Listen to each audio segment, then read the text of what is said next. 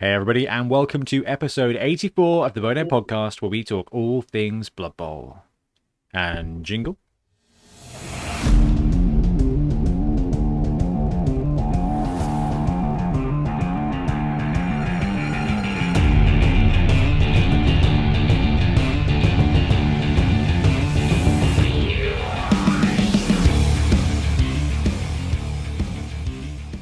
Welcome back. I'm Ben, and once again, I'm joined by Blood Type Ben.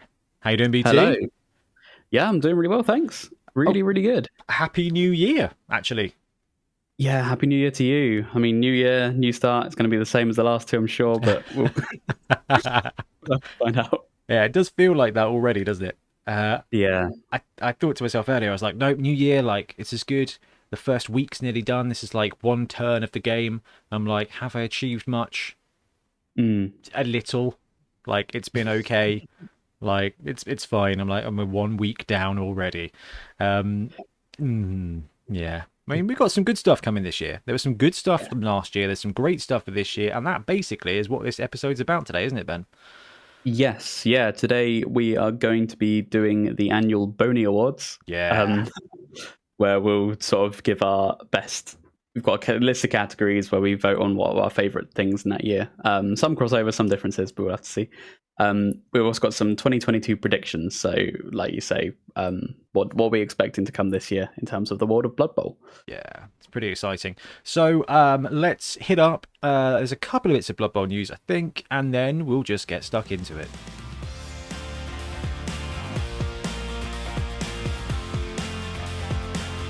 Okay, I actually lied. There's not a lot in the world of Blood Bowl going on right now, which makes sense, because since the last time we recorded, we had that thing called Christmas, we had the other thing called New Year's, and that means that there's like 4-5 bank holidays, so basically no one's done anything, and no posters arrived. Like, this is really... I'm so glad I've got the printer this year, Ben, because I ordered stuff in like the middle of World War II, and it hasn't turned up yet because of yeah. It's coming though. It's coming. Like, I know there are some, like, it seems to be like the period where a lot of Kickstarters getting delivered at the moment. Like, I've been following a few, and I don't know if it's just coincidence, but I know like a lot of production got really hit hard in the last couple of years, and it seems like it's all kind of caught up at once. So like, there've been lots of like dispatch things. It's meant to be nicely staggered. Like, I was just like, I can have that to look forward to, and then 6 months later, I'll have that to look forward to, and instead it's been like 2 years of nothing, and then like 4 things at once.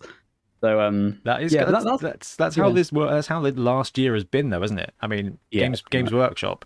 I mean, I think you're exactly right, man. I think there's just like a ton of issues with supply. I mean, I know there was, although I will say, not that I know of, but I'm pretty sure nowhere ran out of pigs in blankets at Christmas, which was a genuine concern for a little while. And then we had a shortage of fizzy drinks as well, apparently, but that never and then everywhere ran out of like Coca-Cola and lemonade for a little while. What a weird year. Anyway, we'll talk about that in a minute. There is one bit of Blood Bowl news that if you follow the channel, you probably have already seen. If you don't follow the channel, you just listen to the podcast. Hi, welcome to the podcast. Thank you. We also have a YouTube channel. Charlie Victor have made a excellent coin. And this coin is a big foxtrot uniform to cancer. It's an extreme blitz on cancer because there is a long-standing member of the Blood Bowl community, a guy called Extreme, also known by his potentially real name, Bryan Mitchell, who is an American chap who has very sadly been diagnosed with a serious cancer. And there's a GoFundMe to help support Bryan and his family because it's a pretty tough thing. But the great thing is you can see the community's getting behind it. Charlie Victor, literally on the website, and we put a video out about this, sort of said, look, it's not enough for me to just share the news. It's not enough for me to just, donate. Actually, I want to do what I can do to help get the word out, to help generate an income for him. So they're doing this pre-order for a treatment fundraiser, which is basically a blitz token. So Ben, you and I have seen Charlie Victor stuff before. Like, it is elite Blood Bowl loot, right? Yeah, it's really, really like top quality stuff. You like sort of your nice enamel weighty like coins and gadgets. Yeah, really good. It's really lush. So for £12 there is a coin, and basically with the exception of the transaction fees, all the profits are essentially going straight to Bryan and his family to hopefully get through a really tough time. And it's so good to see stuff like this in the community. I mean, the world is a strange place. I'm feeling a bit nihilistic at the moment, and I imagine that's going to come across in this episode, but I'm going to try and be positive. But actually doing stuff like this and seeing stuff like this, it is really important to remember how powerful people are, how powerful any kind of community is, and just how much good can be done with a little bit of buy-in from a large amount of people. So it's wicked to see this. If you've got £12 and you want to buy a Blitz token that you can use to remember if you've had a Blitz in Blood Bowl, but also have a memento of a time where hopefully thousands of people got together to make a difference for a few people. I think it's really, really powerful, really, really strong.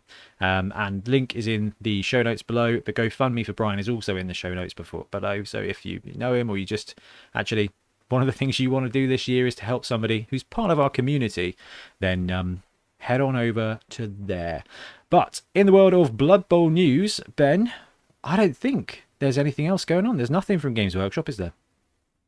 No, they've been pretty quiet on Blood Bowl. They've got a lot of other things coming out in their ecosystems, but yeah, Blood Bowl has had a little bit of a quiet time, but we did have a big corn release, so it's kind of to be expected to have a bit of a break. Last year, it was outrageous, wasn't it? Like the speed at which we had all of the releases and everything last year, it was just really strange. What cool stuff's coming out for the other systems? What have I missed? What's going on? They've got a whole new range of Eldar for 40k. That's the big kind of spoiler for this Christmas period, wasn't it? Yeah, and they've teased a lot of like Chaos Space Marine stuff, and then there's Gene Stealer Cult and Custodies of a whole bunch of stuff. So 40k is actually kind of on fire at the moment. They did tease their new seasons thing, which this is usually my space for ranting about Games Workshop. No, let's go, man. Let's do it. Let's do it. I'm going to put up the Space Elf preview on the screen just to have it in the background so I can have a look while you talk.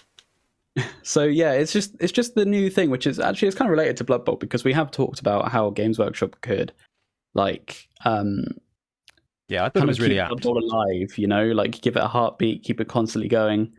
That does verge on the territory of what they've kind of done with 40k, where I think they've done it a little bit too far, and they've introduced this thing called seasons into 40k, where they're basically saying every period, I think it's every 6 months, they're gonna be like changing the way battles are fought. So it's kind of like you have this system and it's fought in this system, and it kind of changes up the competitive meta, which is really good. But then they've put it all behind like books and like physical paywalls, which I think is just really like, come on, like you don't need to do that if you're only making like they don't have digital points yet.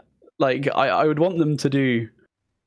It's like I want them to update it and keep it alive, but it seems like they only do that if they can nickel and dime every like inch of it. So it's kind of a little bit like it's really tough, isn't it? Because on the one hand, okay, cool, that's a positive kind of thing for the system, but on the other hand, it just feels like it's being led by commerciality instead of for the game. However, they're a business, and that's kind of in their interest. Like that's what they're here to do. We are customers, and we're here to complain about it. So yeah, absolutely. And not only are we customers, we're British geeks. We're British grognards. This is what we do. So I think the best way to do it in a kind of system like this is to have different formats. I mean, Ben, you and I talk about this all the time, but actually, let's take Blood Bowl, because Blood Bowl's like the best game, in my opinion. And also, in fact, and you can have like Blood Bowl actual, right? Just standard, like actual Blood Bowl from the books and the rules, and anybody going into Games Workshop and picking up stuff and buying stuff is good to go. Then there could be a competitive layer of Blood Bowl, like that is the seasons, like 40k, that is a free PDF, and it's got 3 pages of it, and those pages are like, hey, for the winter season of 2022. Dwarves cost this. This is this. Like, here's this little competitive twist. And that's it. And actually, you know what? You go to a tournament, and is it standard or is it competitive? We're running competitive here. Please check out the competitive document that's available from Games Workshop. And doing that, they could create a kind of competitive rule set or have that vibe to it. This is the thing I find absolutely baffling. Although I do kind of love it, right? I think that when it comes to Blood Bowl, having a game that is actually slow paced, that does not change every 6 months, where someone who hasn't played for a year, 2 years can just come and play some games and, oh, there's a new team. Like, there's a couple of cool things. Actually, you know what? I think that's a great space for Blood Bowl to be. And, getting into 40k or anything like that is just like, nope. Underworlds did this, like their competitive game, where it was like, oh, cool, I'm going to play that. You know what? I'll probably pick up some stuff, and then in a few months' time, I'll play it. By that time, there's a new release, there's new cards, and you've got no chance of getting into the game. The fact that Blood Bowl is almost evergreen, but it is actually amazing. But that is really refreshing. Of all the Games Workshop games, Ben, Blood Bowl has got to be the tightest from a rule set point of view. I mean, until they I agree. And that's why we love it, right? It's like you can. It works so well. Like I feel like at the moment, especially with COVID, like we've predominantly been focused on tournament play, but that's great because Blood Bowl I find is such a fun tournament game. Like I've never been to a proper 40k tournament, but I've played 40k games in like tournament style, if that makes sense, where we have like a time limit, we have a strict we've built our lists as if they were tournament lists. Yeah. And I find it such, and this is playing with my close friends as well. It's such stressful. I can't enjoy it. It feels really like, I don't know, exhausting maybe. Maybe it's just because I'm not familiar. Maybe like the more you play, the more comfortable it is. But compare it to my first experience playing Blood Bowl tournament.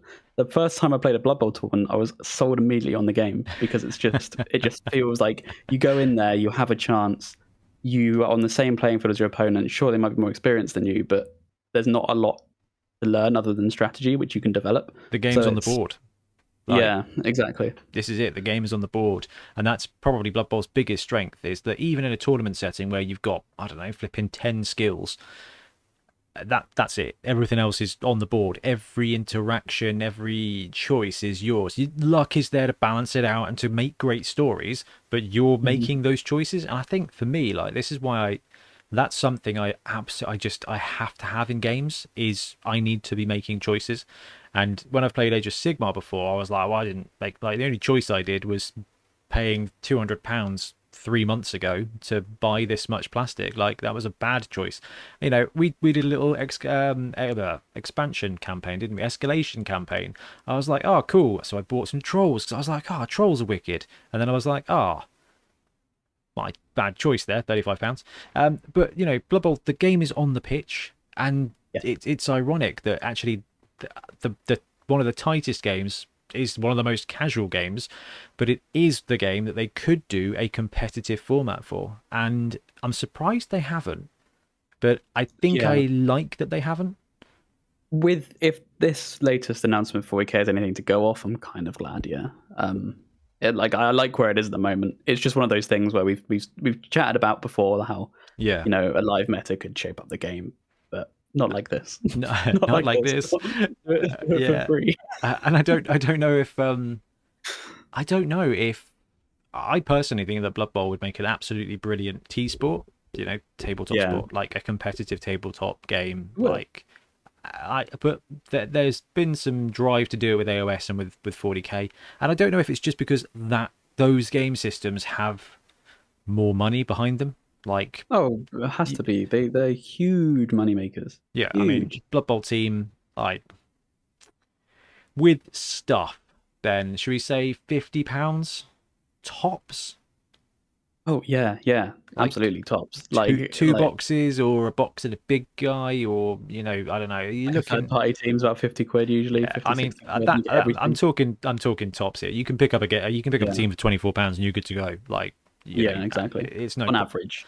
Yeah, but £50 will get you the stuff like to take for a team, and that's like one dude for these other games. So we must be talking £400 for a comp army, for a competitive army. Some of these new big guys, like in Age of Sigmar, the monsters, they're like £100 now. So yeah, and that's it. Maybe that's the difference. And And you know what? I get it. And then it kind of falls to, and I've been in super work mode this week because it's like, you know what it's like coming back after the new year, like, oh, hello, emails. Like everyone's been on holiday. Why are there emails? But there are emails because that's what Santa brings some people. And, you know, like, I can't remember what I was going to say. Oh, yeah, no, the only way to make that ever happen, it would be for someone to be capitalist about it and find a way to get it to fund itself to make profit. That's the only way you'll ever get anything like that working. And that is a very strange thing I'm going to swing right back to, which is the NAF, right? For Blood Bowl. Yeah. The NAF just kind of ticks along. It records some stats. It provides a decent benchmark for tournaments, and actually, it does a really good job for a really low cost of keeping the competitive thing of like just having like a. It's a weird little like religious, I don't know, like checkbox, just to be like, no, we've got this teeny tiny shield from Games Workshop, and I think it's really cool. Like, I mean, I ran for president a couple of years ago, and I came in the top 3 of 3. And you know, and I'm glad I didn't win because I wasn't ready, and it wasn't right, and it wouldn't have been right. I imagine doing that on top of your life at the moment. Yeah, I know exactly. But I would have probably wanted to take it in a more competitive way than it needed to go. And I think in that regard, it was right for me not to win. And that's not what the NAF is about. But it doesn't mean that there's not another opportunity. So what's the 40k? Like, there's like a tournament rules set, tournament group, isn't there? I mean, there is. I haven't really followed the competitive scene, if I'm honest. They had like the ITC. That's it. Thank you. International Tournament Circuit, I think. Yeah. I was thinking that was actually just a lesson I used to take in secondary school, but I was like, can't be ICT. Yeah, I think they definitely used to like have their own like rules and stuff for tournaments. I think now they still use like Games Workshop stuff now because like the 40k 9th edition rule set is quite like competitively focused. It's a lot tighter for a lot of things. Like terrain used to be a weird thing in 8th edition, and they've made it. Isn't that what? A lot tighter. Isn't that what led to that? Is it the London Grand Tournament for 40k that just had like bits of polystyrene as walls and things? Yeah, exactly. One extra point there for Blood Bowl. All you need is some pitch, and everybody's got lots of pitches. I love it. Yeah. So yeah, Games Workshop are doing some stuff. Third-party teams, there's some stuff. Ben is exactly right. This is kind of Kickstarter cooldown period, which means there's going to be a Kickstarter warming up period, which means even though it's a bit quiet right now, I mean, let's face it, when it comes to January, no one's really got any money left over anyway. And as we're Blood Bowl victims of the onslaught that Games Workshop released upon us, and that the other Kickstarters landed in, November, early December, I think a cooldown period is pretty useful. Now, let's move on to hobby.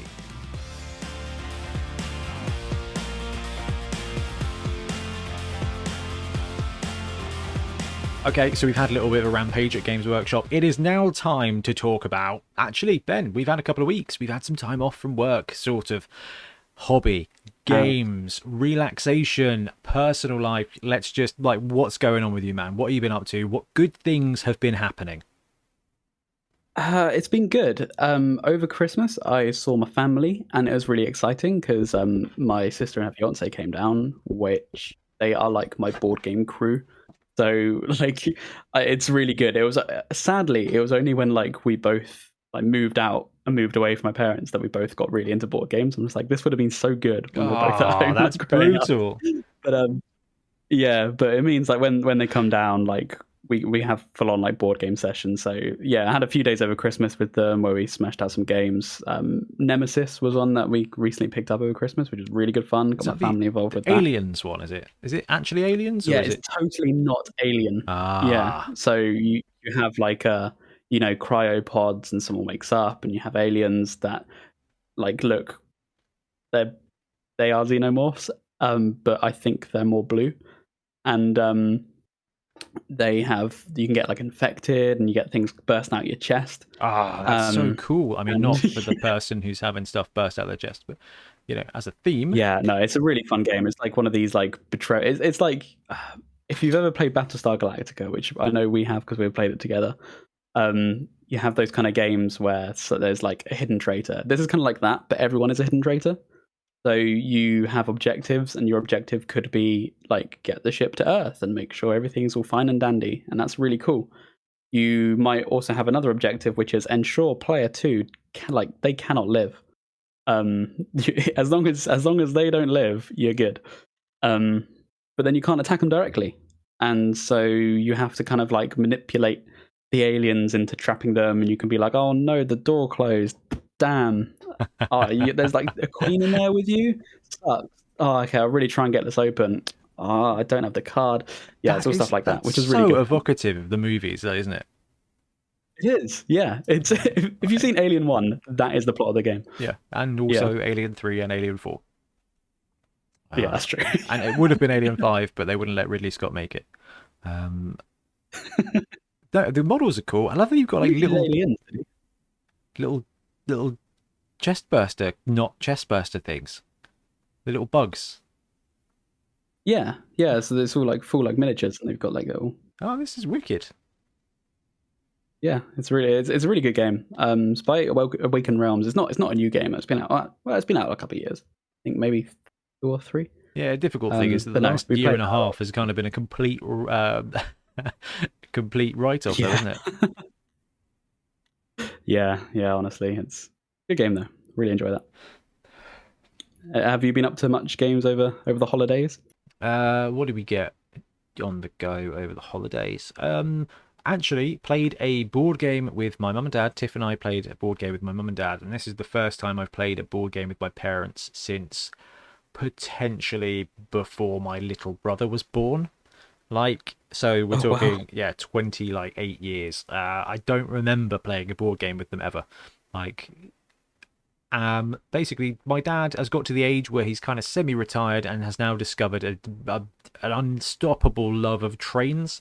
It's fine. You got to respect people's life decisions, and he loves them. So we got him a ticket to ride, and we're like, classic. Yeah, we're like, look, no, you're not a massive board game fan, but this is quite a good one. Like, here you go, Merry Christmas. Have a look at it. If you want to play a game, let's play a game. So we got together on I don't know, it was one of the Christmas Eve nights, or maybe it might even have been New Year's Eve. And played a game, and it was awesome. And randomly, my mum, who has never had any interest in gaming of any kind, came second, and I only beat her by a point. It was really good fun. Like, it was really great. Like, I was very drunk, had a really, really lovely bottle of wine that Craig or Lewis got us for our wedding. It was my granddad's favourite wine, as Barola. He loved Barola and Amarone, which are two like heavy red wines. Like, so I poured myself a glass. I was like, Tiff, do you want some? She was like, that tastes like port. Like, this is thick. It's proper. It was amazing. I had 2 glasses and I was like, ooh, I can feel this working. It was brilliant. So New Year's was wicked in that regard.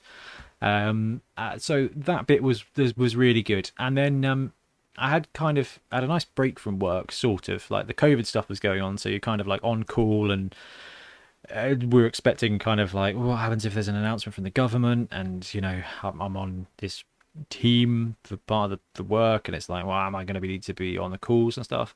Turned out nothing really happened, which was cool. And had some time off, so I was like, you know what I'm going to do? I'm going to get in, I'm going to get stuck on, I'm going to do loads of stuff. And it came to it, and I was just exhausted. Like, I was just exhausted. This winter has been a really kind of dark time. Like, I just feel like I've run out. By the end of last year, I'd absolutely run out of reserve energy. Like, I try to be positive, and it really winds a load of people up, because whenever somebody does something stupid or something goes wrong, I'm the guy who's like, right, well, let's think about it. Why has this happened? Like, why have they done this? There must be a reason. There must be something here. Like, people don't do stuff. They might not do stuff this way just because they're stupid. Like, let's talk through what's going on in their mind. Let's look at it from their opinion. Like Games Workshop have done this thing. Like, why have they done this thing? There must have been a reason. Like, what's the positive impacts? Someone's made a Kickstarter. Is it very good? There's going to be some good angles to it. Let's be positive. Let's find it. And you know what? I was knackered. So I just took a week off from the world, basically. So guys out there, sorry if I haven't got back to you messages wise. Sorry if I haven't got back to you videos wise. I just kind of starting getting up again now. But I read 5 books, and I stopped and Wow. I exercised, and I'm just starting to like feel like me again, which is so nice because I was That's healthy. absolutely, oh yeah, I was wrecked, man, and I didn't realize it. And it got to the point where I didn't want to answer my phone. I didn't want to pick up the phone. I didn't want to look at my messages. And I think I just abandoned WhatsApp because we've got a really good, close knit group of gamers, a group of friends, haven't we? And I wasn't even in Mhm. those chats. And I was like, actually, if you're avoiding messages from your close friends, like you're suffering from burnout. So I just kind of bombed it and spent 35 hours listening to Audible and read 5 of the Lost Fleet books, which then led me to print off many, many Oh, spaceships, which has made me very, very speaking of, happy. Yeah. yeah, no, I was going to say your printing at the moment has been insane. Do you want to talk about that a little bit? Yeah, Because man. This I is, don't think you've printed as much as you have in the last like 2 weeks, like ever. I think, probably You've ever. done a lot of printing. Yeah, Yeah. I think this might be my coping mechanism. This might have been like, and my parents are like, "What do you want for Christmas?" I was like, "Well, nothing. It's fine. We need to get you something." And I was like, "Get me some resin." They were like, "Do you want some Blood Bowl?" And I was like, "I completed it, mate." Um, I was like, "Give me resin, and I'll print my own stuff." And you know what? I have been doing so much stuff. I've got spaceships everywhere. I've got 40k orcs from Puppets War. I've got a Punga team, like the halflings. Print the treatment at 120%. They are awesome. Love them. Really good models. Got spaceships. I'm just having a wonderful time. I've got War Master. What else? Everything. You name it. I've been printing it. And I don't need it. And it's just been so much fun to create. And Mm. I'm doing this like quadruple wash system now, which means that the models are left actually really nice, instead of like having Oh, random what's gooey that? bits and shiny bits. So take it off the printer, empty it out, have a pot of hot water, chuck it in your dirty wash. I've got, you recommended those pickle jars, the pickle strainer things. Yeah. So I've got 2 of those, one with a dirty wash, one with a clean wash, both alcohol. Chuck them in the dirty Nice. wash, spin them. It's great fun. It's very satisfying. Take them out, drain them, Okay. chuck them in the hot water, spin them again. Um, Take them out, take all the supports off, chuck them back in the dirty water, spin them, take them out, drain them, chuck them in the clean water, spin them, take them out, drain them, and then chuck them back in, clean water, spin them again, dry them out overnight, and then once you've put them in the cooker the next day, they are. In the UV thing, just to be clear, not the Yeah, oven. no, People no, are no. getting genuine tips from Yeah, this. put them in the cooker. It really sets them. And I don't know, everything's coming out not sticky, which is just something that I find incredibly aggravating about printed models. Is sometimes there's just a little bit of tack, Ah, and that's not okay. the worst. The worst is a model which has been hollowed, and there is like Oh, Ben. a small like slot you didn't realize. Because what's often pretty good. What I try to do is if it's been hollowed and it's been hollowed well, i.e., not by me. The holes are usually quite small, and you can kind of fill them up with resin. Like you can dabble it on like cotton butter resin, put it on the hole, put it under UV, and it kind of welds it. Yeah. That's like once you've drained it, that's advised. You don't want like raw resin in there. But the worst is when you've like missed one or you haven't bothered because often you don't need to bother, and you've got it and it's all looking lovely. It's you got your nice model. It's all cured. It's nice to the touch. It's not sticky at all. Then you put it somewhere and you come back to it and it's just leaked, or worse, when you've primed it already, and then it's slowly over time starts leaking out this hole, Oh, and it's like that's it's awful. It brutal. like ruins your primer. Yeah, you can't. It's just chaos. I don't. I've still got models I printed off in like August 2020 that I think are still leaking, and I don't understand. Like I can't get it to stop. And yeah, I just gave up with them. Oh, I've been But I've been I've been really lucky. So I've been printing for a year now, which is, I got it for Mm, last Christmas to print Christmas decorations for people, which was an excellent excuse to get a printer. And I mean, I think I've binned most of the stuff I printed back then. I think I just rage binned it because I was like, don't need this anymore. Let's get this mm, gone. Let's get this gone. But I've been yeah. Ben. I've been supporting stuff myself. Like I've been making Proud of you. supports, it's been working. Like How it's far you've come, Ben. I know, personal growth. Like and my brother's picked up a printer now. He got one. He bought himself one after Christmas. Why? I still don't know. It turns out He's not he loves making models. He always has, but cars and stuff like this. okay. Do you know what his first print was though? First print, Yeah.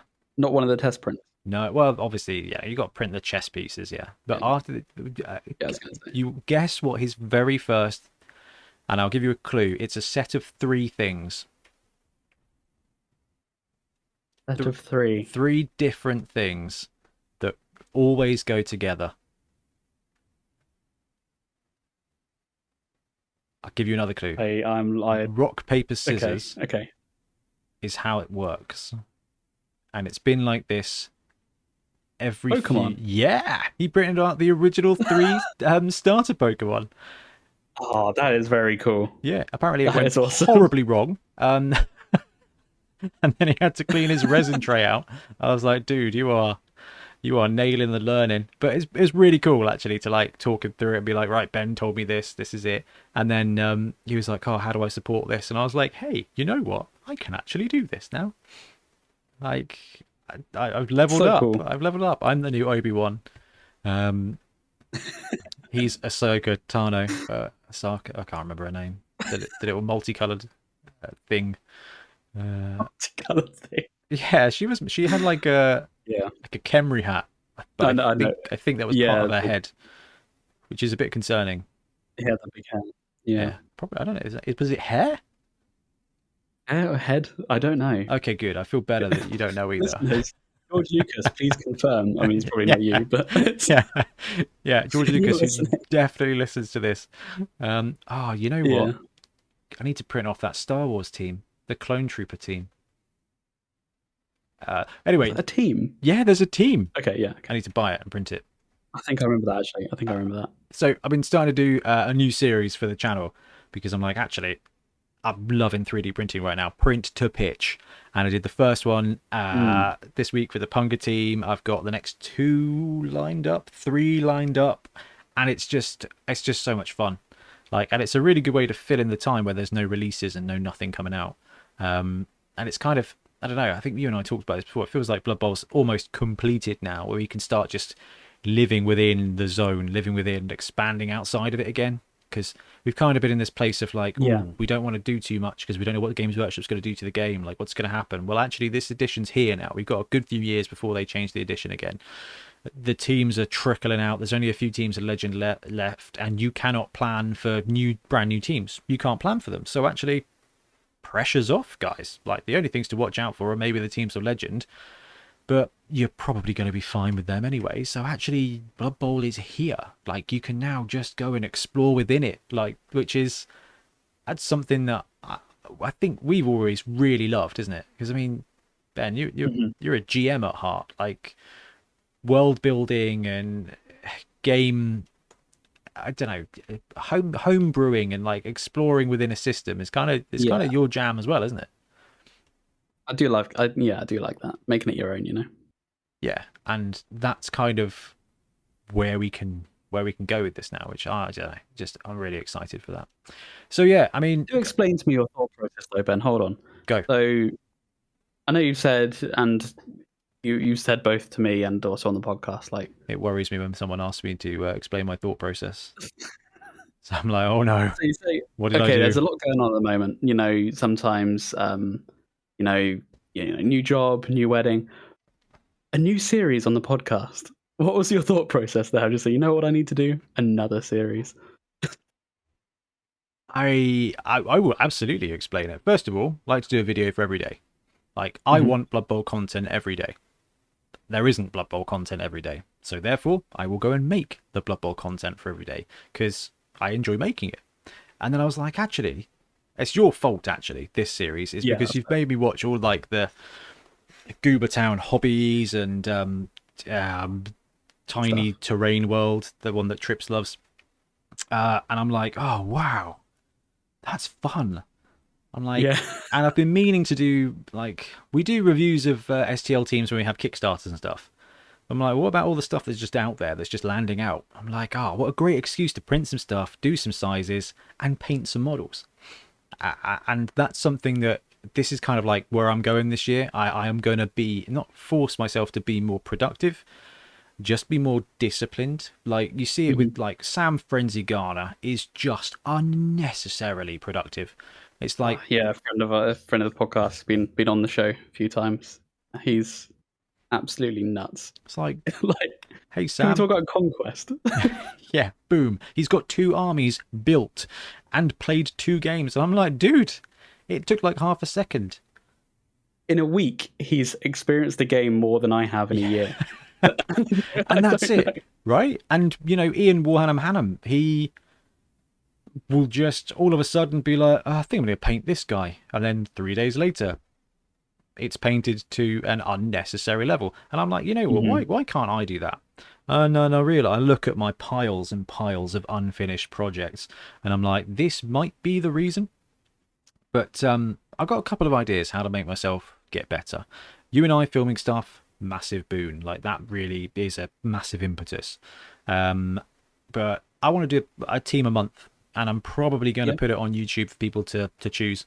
And I'm going to go through, like, some of my favourite teams that I haven't got around to painting. So this time I'm thinking Vortis Khemri, Fanath Dwarfs, Grebo Chaos Dwarves, and I'll find a 4th one. And I'll just be like, guys, which team do you want me to paint? And I'll record some of the painting, and I'll just do like a little painting video to kind of, because I'm like, well, if I'm making content, then that's actually it. And I don't know, maybe that's going to be a good way to kind of not necessarily hold myself to account, but add a little bit of meaning, add a little bit of momentum to it. Because if there's no reason for me to do a thing, I won't do it. Like, I'm a problem solver. Like, I am terrible at doing stuff 100 times. I will do anything once. Yeah. Oh God, I'm the same. Yeah, I'm so much the same. Yeah. like, it doesn't even matter what you want to achieve. We'll do it. We'll get it done. We can get it there. And then repetition, I will have mapped it out. I think, I don't know, you're in IT. Like, you're this is kind of your jam, isn't it? And I think this is where I started as well, because I'm like, and this is why I couldn't be in IT, is because I like to solve a problem once and then I wander off and solve another problem. This year, I need to work on being a more complete Ben. So my health needs to get better. My accountability to myself and to Tiff needs to be better. Although I will say that I never scrimp on, and I very rarely get in trouble, which is very good. Yeah, it's always one to be careful, especially in this hobby. That's nice. But yeah, so I'm just gonna do more stuff to completion, which like Ian is really good at inspiring me to do. Both blooming Ians, like Triplo, be like, oh, Triplo's been quiet this morning. He's only posted a couple of memes in the chat, and a couple of gifs in the chat, and then boom, he's like, what have you been up to this morning, Ian? Well, I built this shed and this bike rack and this, and it's just like, dude, you've been gone 27 minutes and you've built a kingdom. Yeah. I'm like, very inspirational to have these people in your life who can, like, I don't know, keep you grounded, keep you focused on things. Or at least be an inspiration to keep you focused on things. I find it's important to reach out to those people. Bens need Ians. That's how this works. Bens need Ians. Yeah, and Ian Warhammer Hannum was a huge help to me when I wrote Engage, because I was like, right, here's some weapon systems, here's more rules, and he was like, dude, just like, let's cut this out, calm down, like, focus on the beginning bit, we'll get to that bit later, focus on the beginning bit. And I never would have completed I never would have got that book published without him saying, shh, just to do a third of it, we'll get to that bit. Never did get to that bit. Oh, it's all in a Google Doc. But see, this is it. That's another thing. I want to finish that. But I think, yeah, I mean, we're kind of straight into New Year's resolutions, really. I mean, what's yeah, that's going to be the end of the show. Yeah. Anyway, did that help remotely explain my thinking? Because it probably did. I forgot that was the original question. Yeah, absolutely. I forgot that was the question. I was just calling you out. That was all. Yeah, no, this is it. Because sometimes it's fun to be creative as well, and doing something and being creative is a great way to recharge yourself. And that's why this hobby is so cool, because, and you know what, it's kind of like you go to Wagamama's so you can get the chili squid, and you know what, the katsu curry is pretty good too. But if you need a fix, you just get the starter, and that is starting any project, is that kind of rush, like, oh, I bought some stuff, I can, novelty, there's possibilities. Yeah. Then you start the project and you're like, oh, look at all these possibilities, this is so creative, this is so clever. And then it gets to that middle chunk where you're like, no, I need to finish it, or new project. So yeah, that's that. And you know, get to show off some great 3D printed stuff while there's nothing else going on in the Blood Bowl world. Very true. So hobby wise, BT, anything else going on with you? Only bits that here and there. Just finishing off another halfling, just a halfling commission I've got at the moment. Finishing that off alongside, I've done a few things. I did this thing which I've got on my desk, which for audio listeners is really good. It's a battle wagon, which is being in progress. Big red. Completed with this thing. Big red, yeah. You just need some weathering, and that'll be done. And I've been just building and painting some Conquest to eventually, hopefully, catch up with Sam and play some games. Because yeah, that's quite a daunting task. We've got a lot of dudes to paint for that. So it does look pretty cool, that game. Yeah, it's a good game. Very good game. It does look good. Right. Well, talking of good games and good things, I think it's probably time, Ben, for us to move on to the Bonehead Awards for 2021.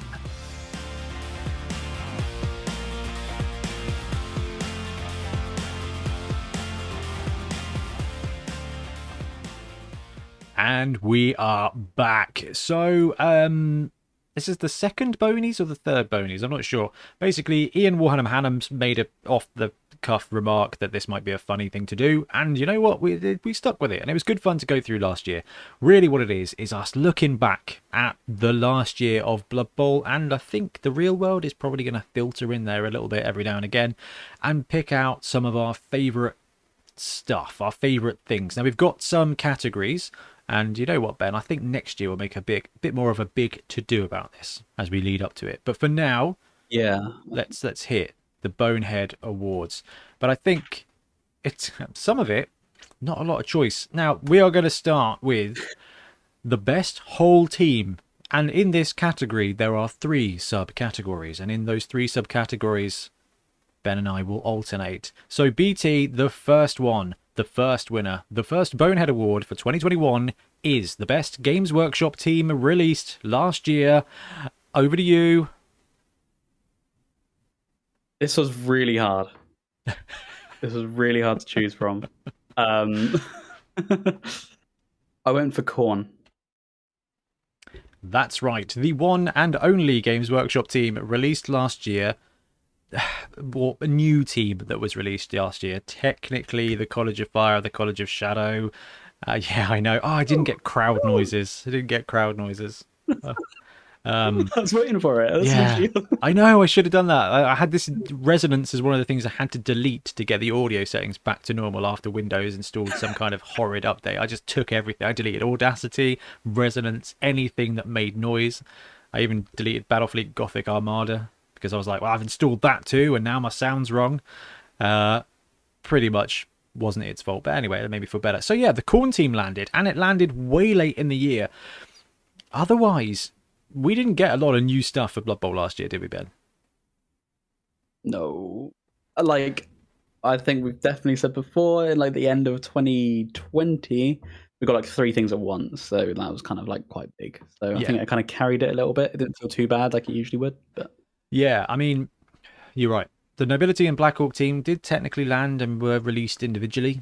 So we kind of had 4 big releases for Blood Bowl last year. It's just that 2 of those teams had already seen, and one of them didn't have a new team in. So Khorne was the new one. I mean, did you expect to see a proper Khorne team in Blood Bowl, Ben? That's a leading question, I think. I kind of did. Yeah. I kind of did. Yeah, like I didn't expect it to be like it is quite different to the Demons of Khorne team, but I didn't expect it to be like super similar. I thought it'd be completely different. Yeah, they went really close, didn't they? They really close to this format. Yeah, it was really close. And you know what? If someone had said make a Nurgle team for Khorne, this is probably what you would have ended up with. Yeah, that's true. That is true. So You got your humans, your beastmen, your big guys.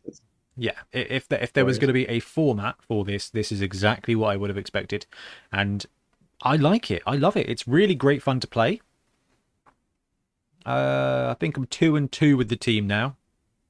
I've got blooming 2-0'd Nice. by ogres, which was fun. But yeah, the team's good. There's some really strong pieces in there. It does bring a fun risk element into the game, and I have yet to see Savage Orc teams representing a Khorne team, but it's only a matter of time.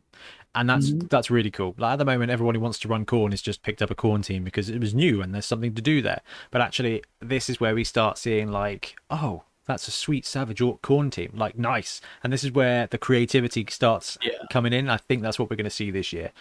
So, yeah, Ben, I agree with you completely. The one and only Games Workshop brand new team last year is the Khorne team. And for both of us, it wins the award. Now, last year we also had a third party award, but this year we've got two subcategories within this category. We've got the Games Workshop one, then we've got the third party one, and then we have the STL team there, because it's kind of worth splitting that up now. But for now, we'll go with third party team. BT, who gets your Bonehead Award for the third party team of 2021? For me, and I hope this counts, and I genuinely cannot remember what we said last year because that's pretty embarrassing if we did say this last year. I said the Khemri team from Punga because it got distributed and shipped this.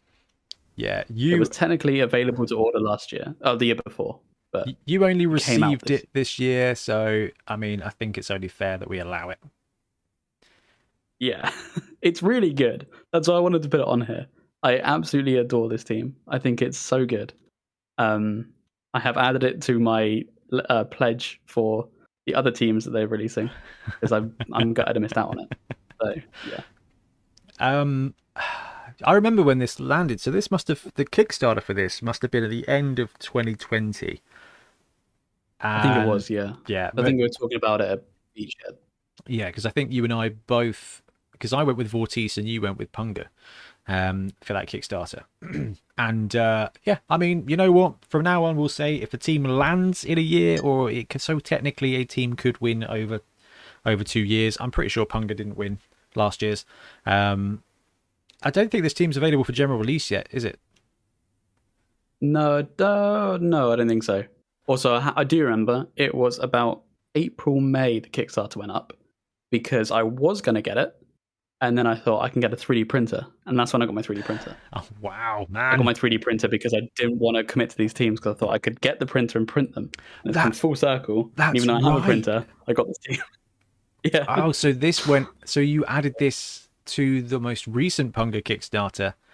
And then, okay, cool. All right, you know what? That's fine. That's fine. We'll allow it. We'll allow it because, I mean, the Khemri team's wicked. Cool. Do you think we'll see much of a change to the Khemri roster when Games Workshop revamp it?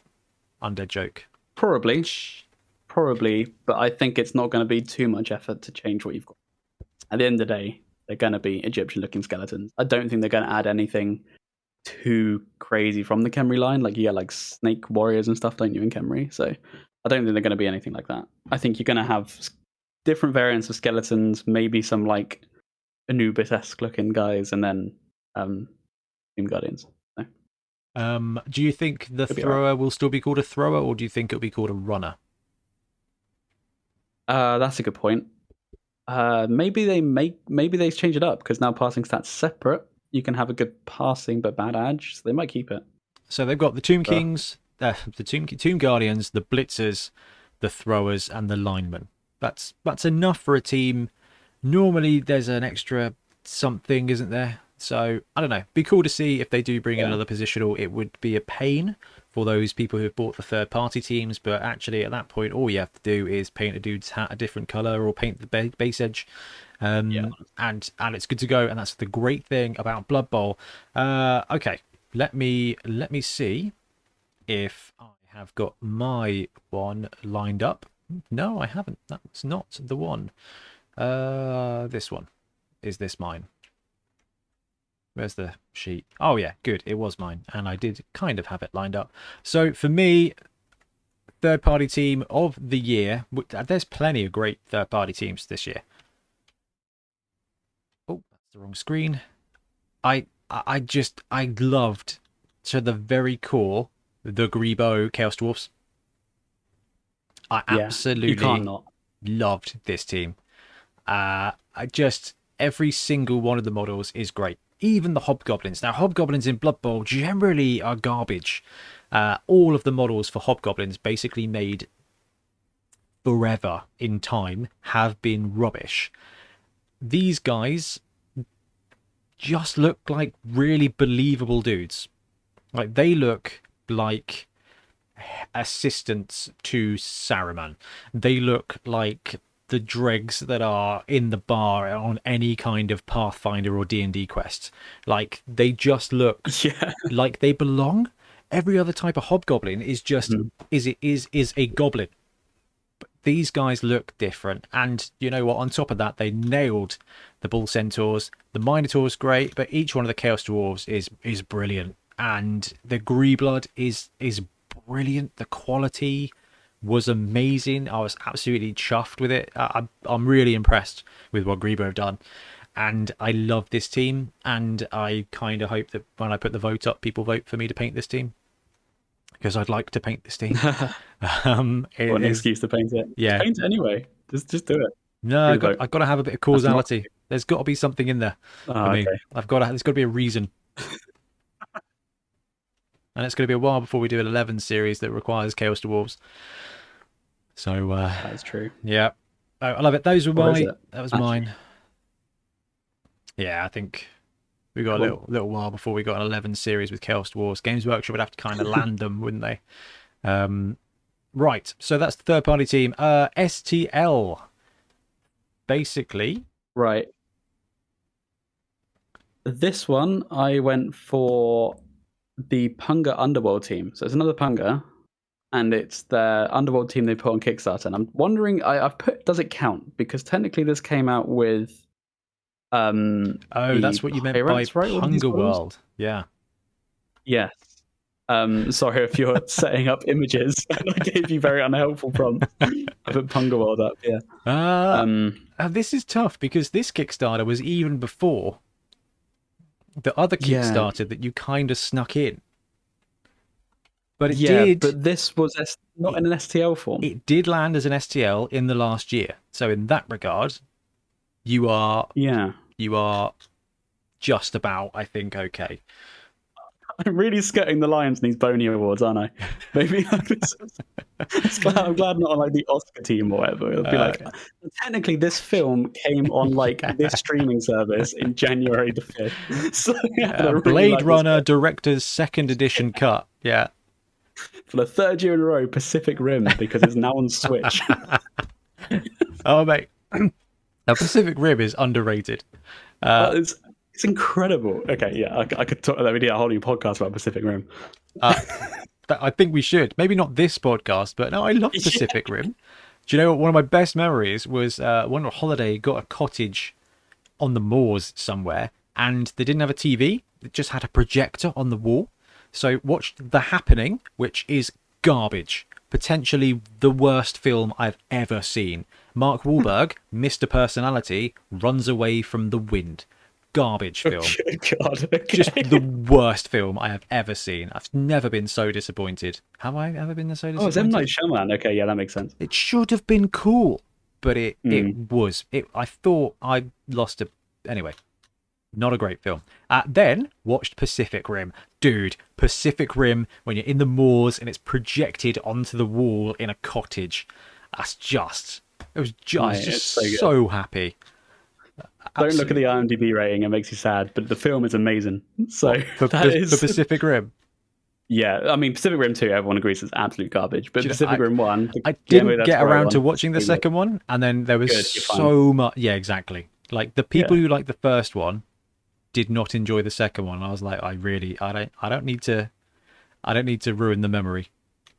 Yeah, the the bits where robots punch aliens is really good, and then everything else is not good. Because that's what you really want. And Pacific Rim 1 is robots punching aliens. So, yeah. Anyway, that's our Pacific Rim podcast. That could be the new stretch, Like there was a Cursed City podcast like back in the day. Oh yeah, can't believe they brought that back. Absolute stitch up. There is no. You can't just buy the Underworld STL. Oh, there it is. There it is. I should have just declared it non-existent beforehand so that the world could have bounced back and gone LOL at me. Here we go. Right, let's move you to there. Press F11. Press number 2. Go to the other screen.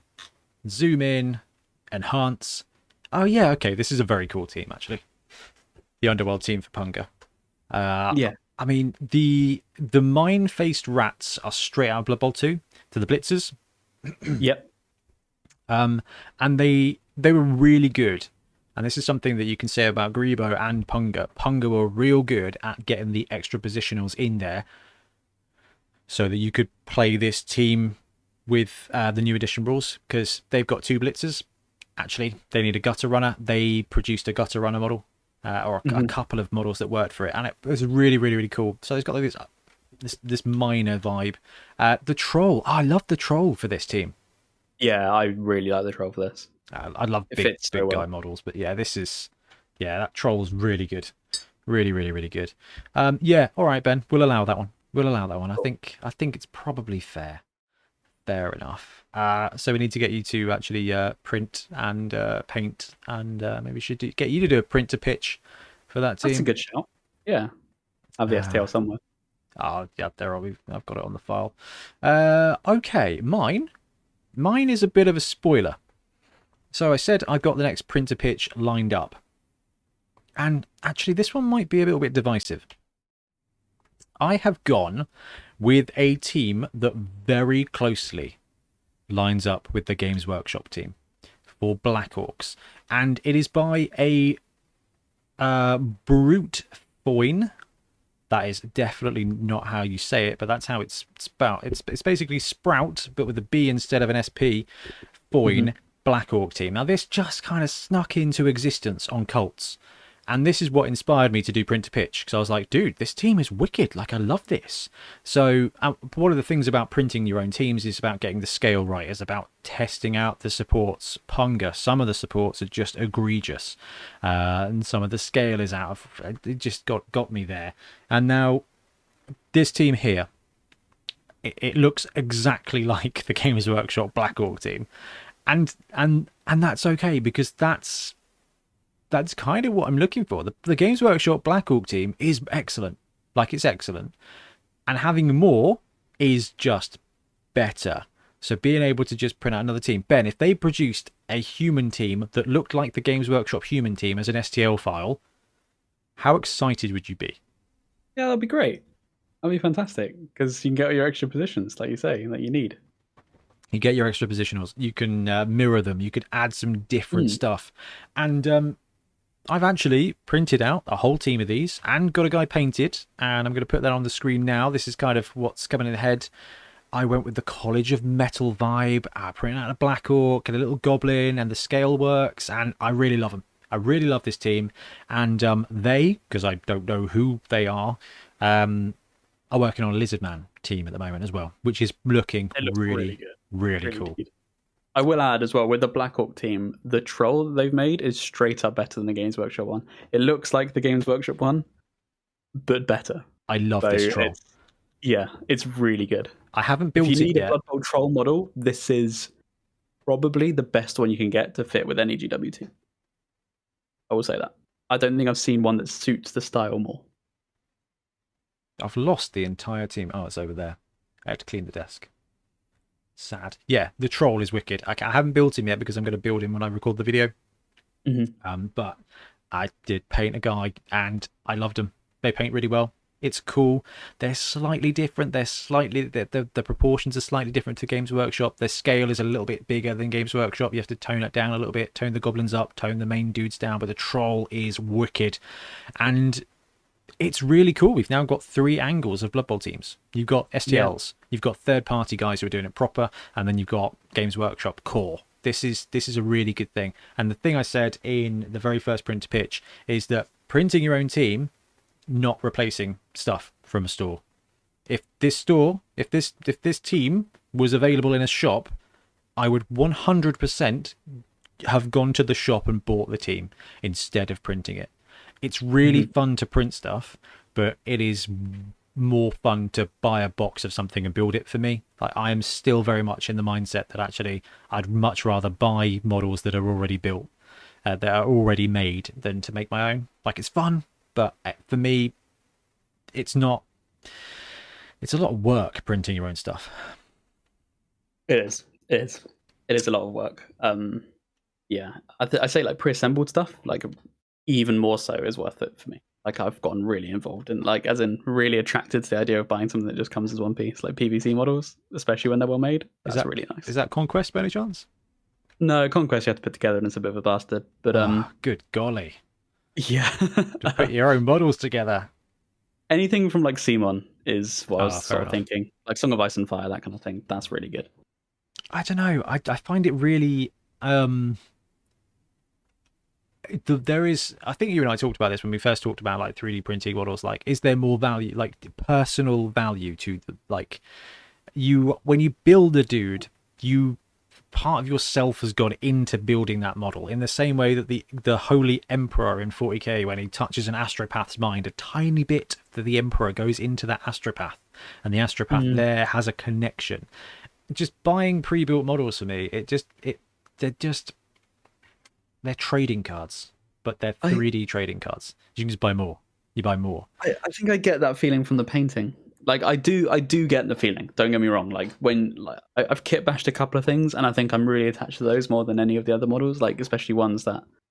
Orcs. I think of one. I think I didn't done an orc thing, which I kit bashed. Anyway, quite a bit. It was something. No. I don't know what it was. It was my. No, they're just the Black Reach ones. The my Corn Army, I kit bashed a Valkyria from Slaves of Darkness Herald thing they did in, like, got Eon's back. And I am really happy with that. And I still, like, I have that model that I, like, look at and thinking, this is like the only time I've kit bashed something that I think looks good and, like, I'm really proud of. And I know I do get that feeling, but it is a lot of work, and I would much rather just paint. Let's get something out of the box, tear it open, and start painting it, because I enjoy the painting. I don't enjoy the building. I think the result. I don't enjoy the journey. I think also it depends what kind of game. Like Blood Bowl, you only really have to build 11 guys. Now, Dark Elves, they can go right to heck and back, because horrid. But every other Games Workshop, it's fun. It's fun. Right, so that is our whole teams. The next category has 2 subcategories, and this is Best Star Player / Big Guy. Games Workshop first, then third party, and third party in this regard includes STLs, because there's a crossover there. So, BT, Big Guy / Star Player, for Games Workshop, who did you go with? I went for Scylla, the new one. Scylla. Fingrim. Yep, Scylla and Fingrim. And Fingrim, yeah, okay, cool. With Wood Elf on base. I really, really like this model a lot. I still haven't picked it up myself, but I think I might at some point. If you are willing to do a review, man, I will get it ordered to you. I might do. I did also. If people have seen that review, I didn't actually cut my hands. I was just, that was a thing. But I did like the comment. It's because I did prick myself while opening the box and thought, I'll make a little thing of this in the background, because I did. See who notices. Man, they suck. Yeah, it's like the blister packs that scissors come in. That is just one of nature's most cruel things. What are they doing? How are you going to open it anyway? But yes, Scylla. It's a wicked model, and I mean, Ben, is this Windsor Chog? Has to be. So Windsor, so much like it's got that kind of cartoony element to it. I love it, and I'm loving a lot of the Forge World stuff they're doing at the moment. So Scylla is a great shout. Probably better off using this as a Blood Beast than as anything else. Yeah, I'd say so. It makes it perfectly good, that, or even if you're into like Age of Sigmar and you want him as like I don't know, maybe a mini Demon Prince or something. I'm sure he has his place there, because this model is sick, and it harks back to what I think I said very early on in our review of Blood Bowl 2020.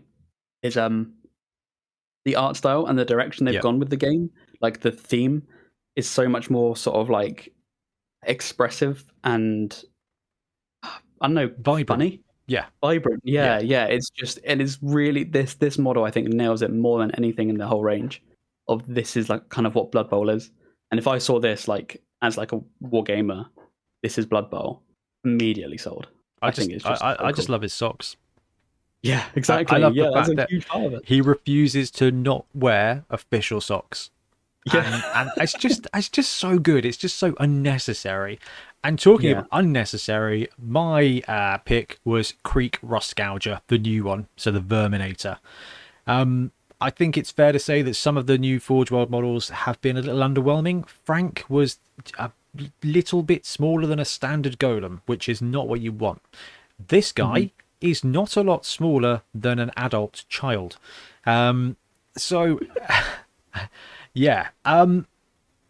By child I mean adult human. That didn't go very well. Anyway, this is a huge model. This guy is supposed to be strength 7, and you know what? They've just nailed it. The size is great. It comes in some pieces. It's not the worst model I've ever built. I love the design. The artwork is great. The painting matches it brilliantly. I reckon this is another Windsor Chog sculpt. But yeah, it's just a cybernetic rat ogre, and it pulls it off brilliantly. And like you said, Ben, this is the kind of model you'd walk past and see and be like, oh, what's this game?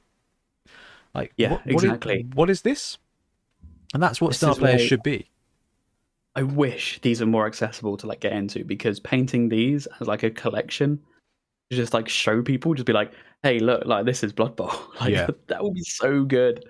So good. The downside is that these models are very expensive.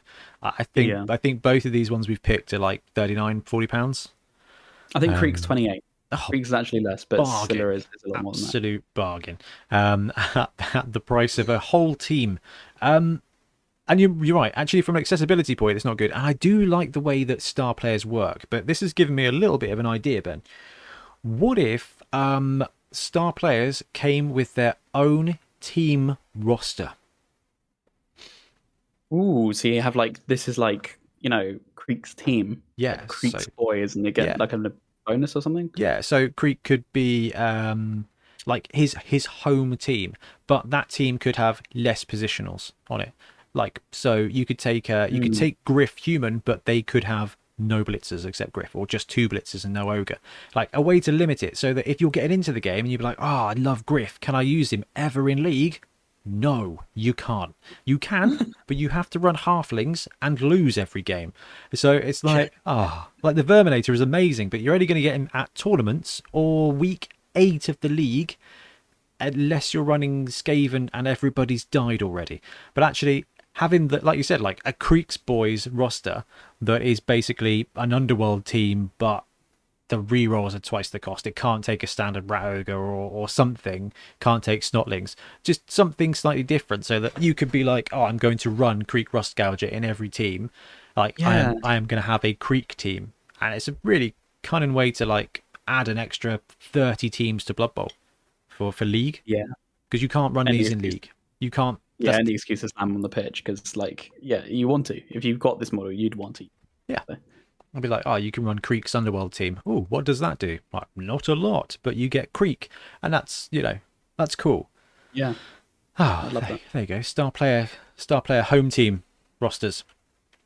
Another thing. That's a competition idea, I think. I want to do all these ideas. What have we got next? A third party Star Player big guys, Ben.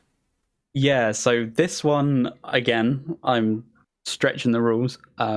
I've gone for the Grebo Mino. This was part of the Chaos Dwarf team, but I specified the Mino because you could get this separately and use it in a Chaos team.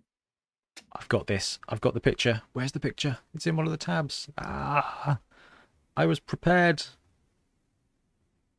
Was I prepared? I was prepared. There we go. You go there.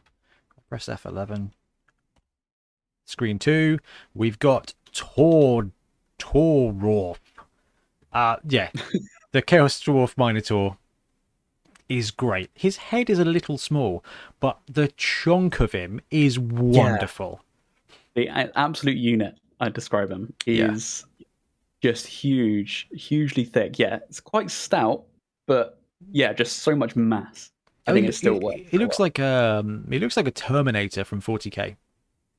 Like he's Yeah, it does. Yeah, all body. He looks like most NFL players.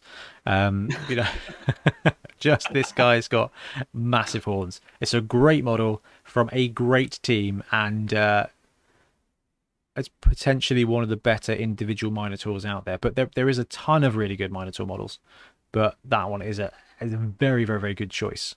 So my choice for the big guy or star player.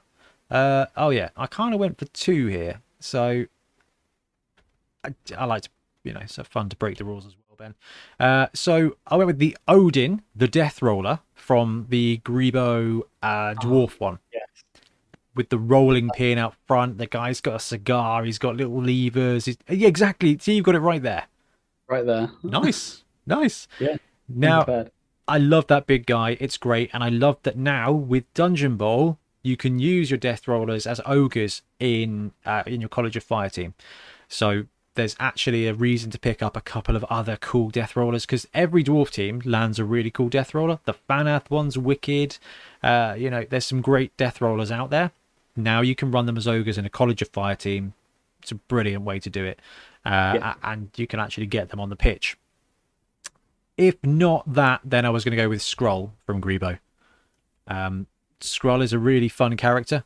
And the little star player, the little undead dwarf, it's got the same kind of dimensions as the Minotaur, really, when it comes to size. But it was just a really well executed model. I've seen loads of people have painted it really lovely, and we've seen a couple of them on Whip Wednesday. And it's like, that is a really fun model. And I'm sure I ordered it, and I cannot remember where I've put it, which upsets me. I just buy another one, Ben. Stop being ridiculous. No, really like those. I mean, there's so many good models out there. It's been brilliant. Like, in that regard, it's been a pretty good year. Were there any other ones you wanted to mention, like big guys or star player models that came out last year that kind of stick with you? There's been so much good stuff. Yeah, I'm trying to remember. Like, I mean, we definitely said it earlier with like the Punga Trolls, like for their Underworld team. Yeah. For the Snotling team, they've got like more River Troll looking ones like that. I almost picked them. I think they look really, really good.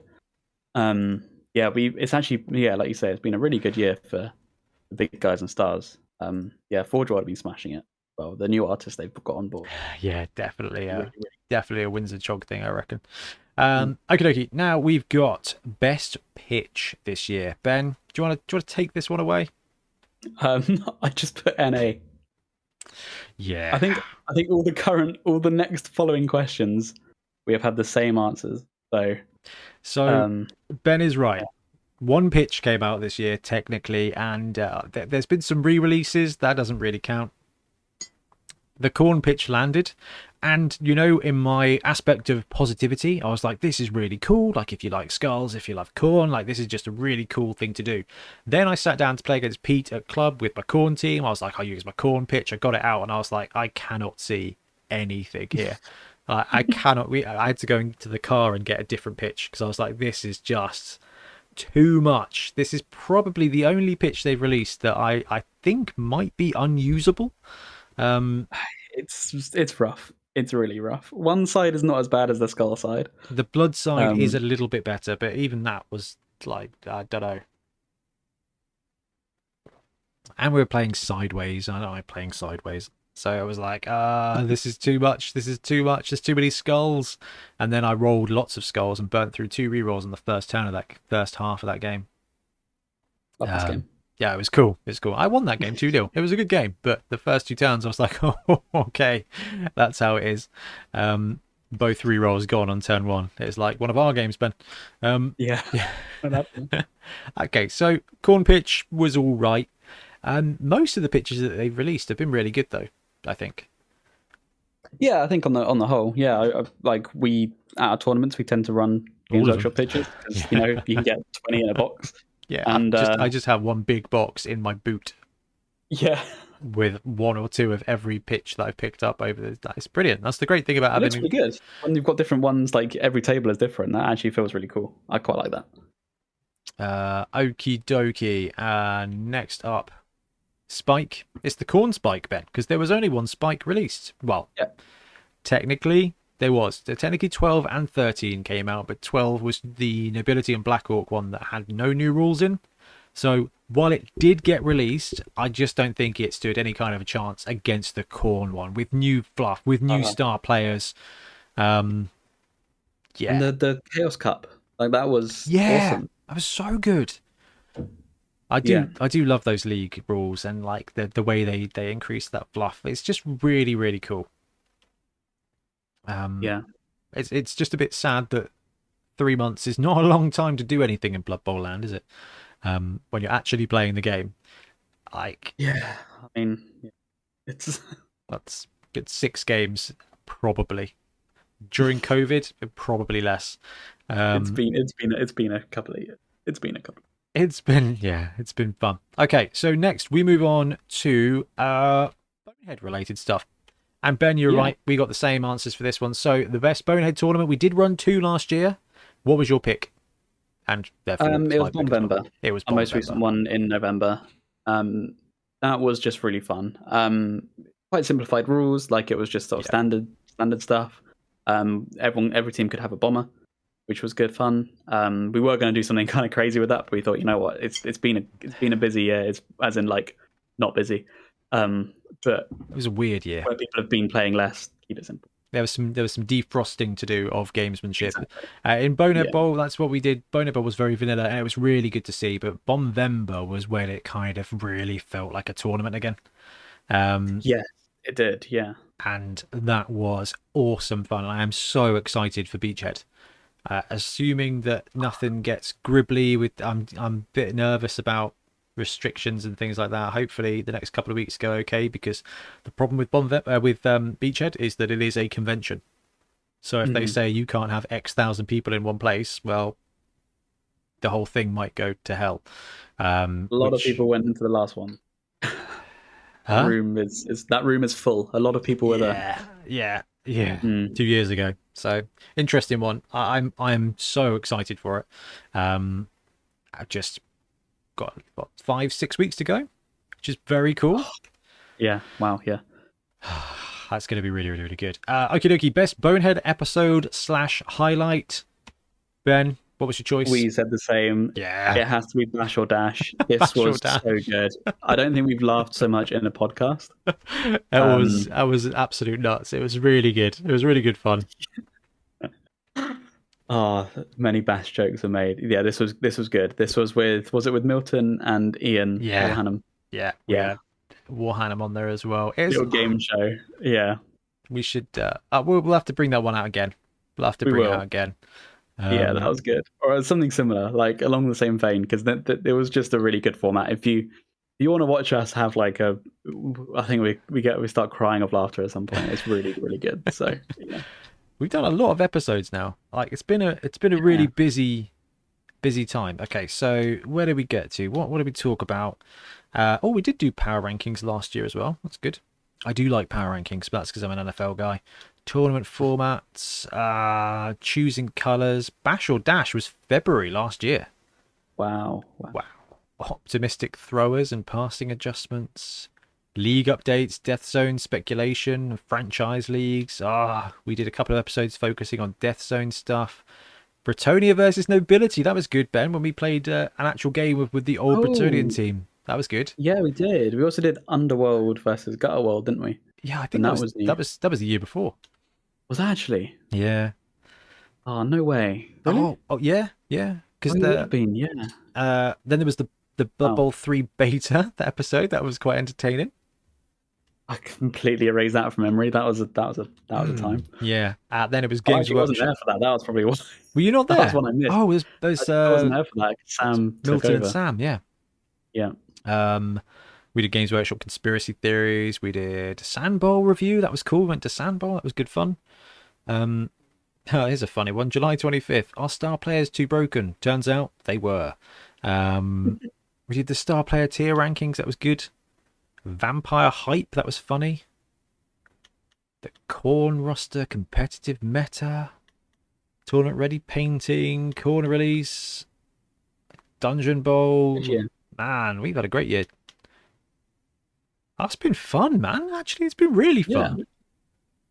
that's been nice to do Blood Bowl when gaming with Blood Bowl is not as much. When it's not That's a sentence. when it's, Wow. Okay. when it's not It's outlawed. nice to do Blood Bowl when gaming has not been much. Yeah, there we go. That was a special one.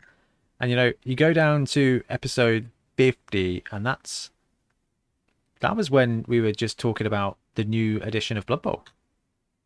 Mm. I still can't believe that came out over a year ago now. That was like 18 months. Time's gone so slow and so fast. Oh, I just want to get back. Just want to get back. August the 2nd, 2020. Breaking news: new Blood Bowl edition leaked. Before then, we were just looking at like secret teams. Spike 9 came out. Oh yeah, that was a time, wasn't it? Secret teams when we were desperate for. We were just exploring stuff. Yeah. And then boom, everything changed. We had spells, we had snotlings. Oh Yeah. man. Roster Rumble, that didn't go quite how I wanted it to go, but it was good fun anyway.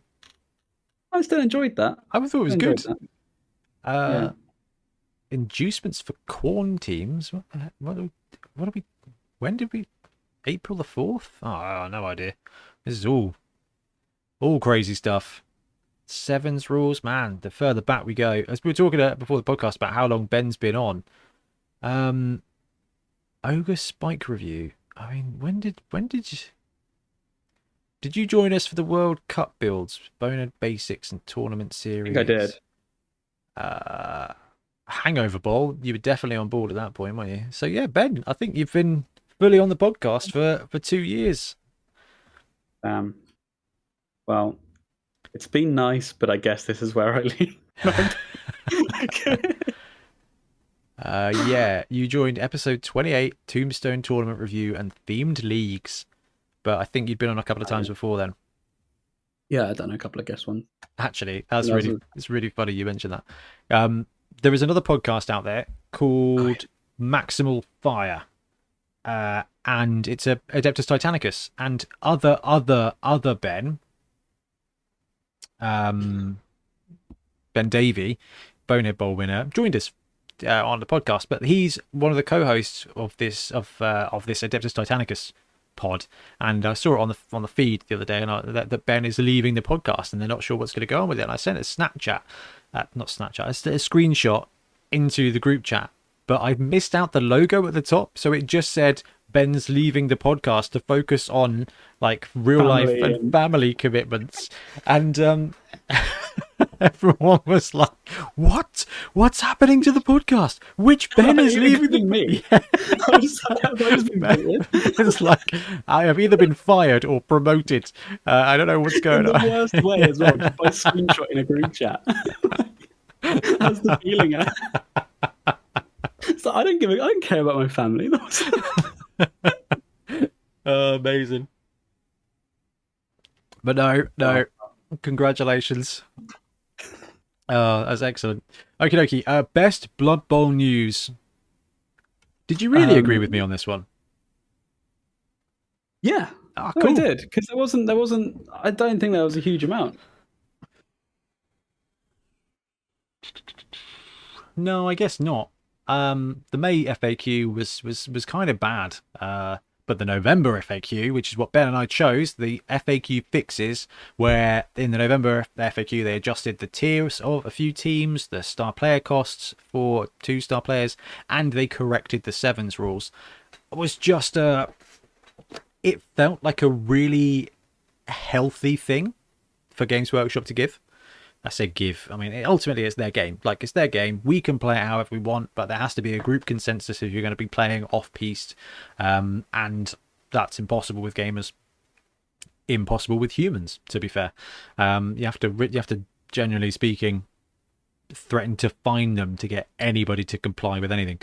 We can't fine people for Blood Bowl, so we kind of stick with the Games Workshop rules.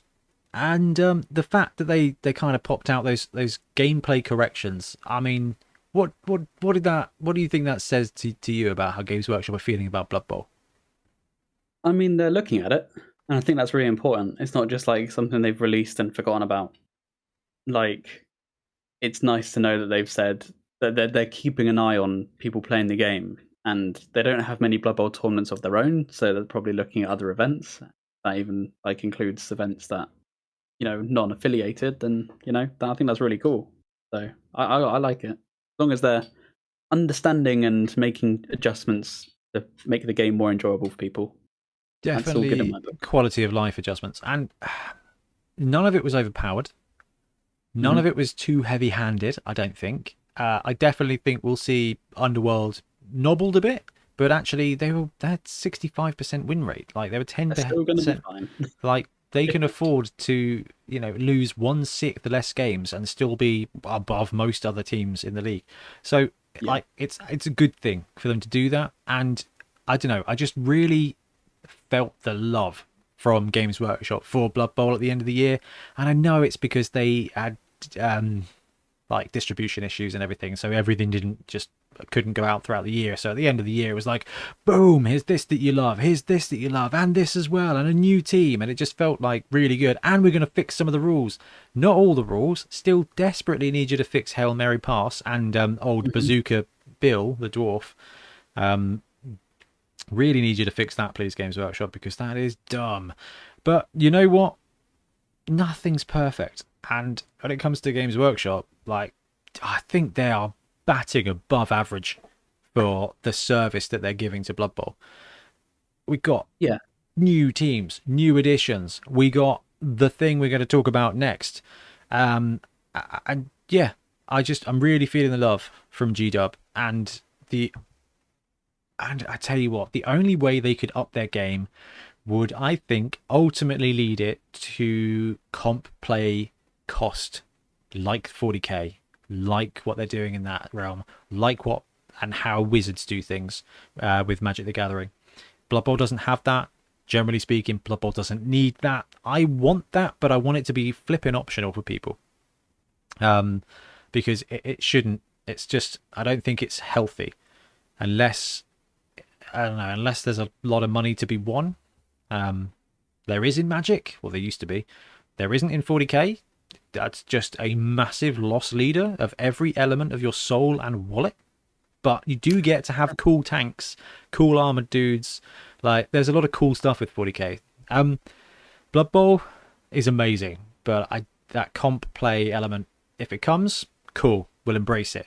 But the community will build soft touch for people, because I think that's where Blood Bowl sits best. Now, Ben, the last award that we have to give today is Best Blood Bowl Release of the Year, Other.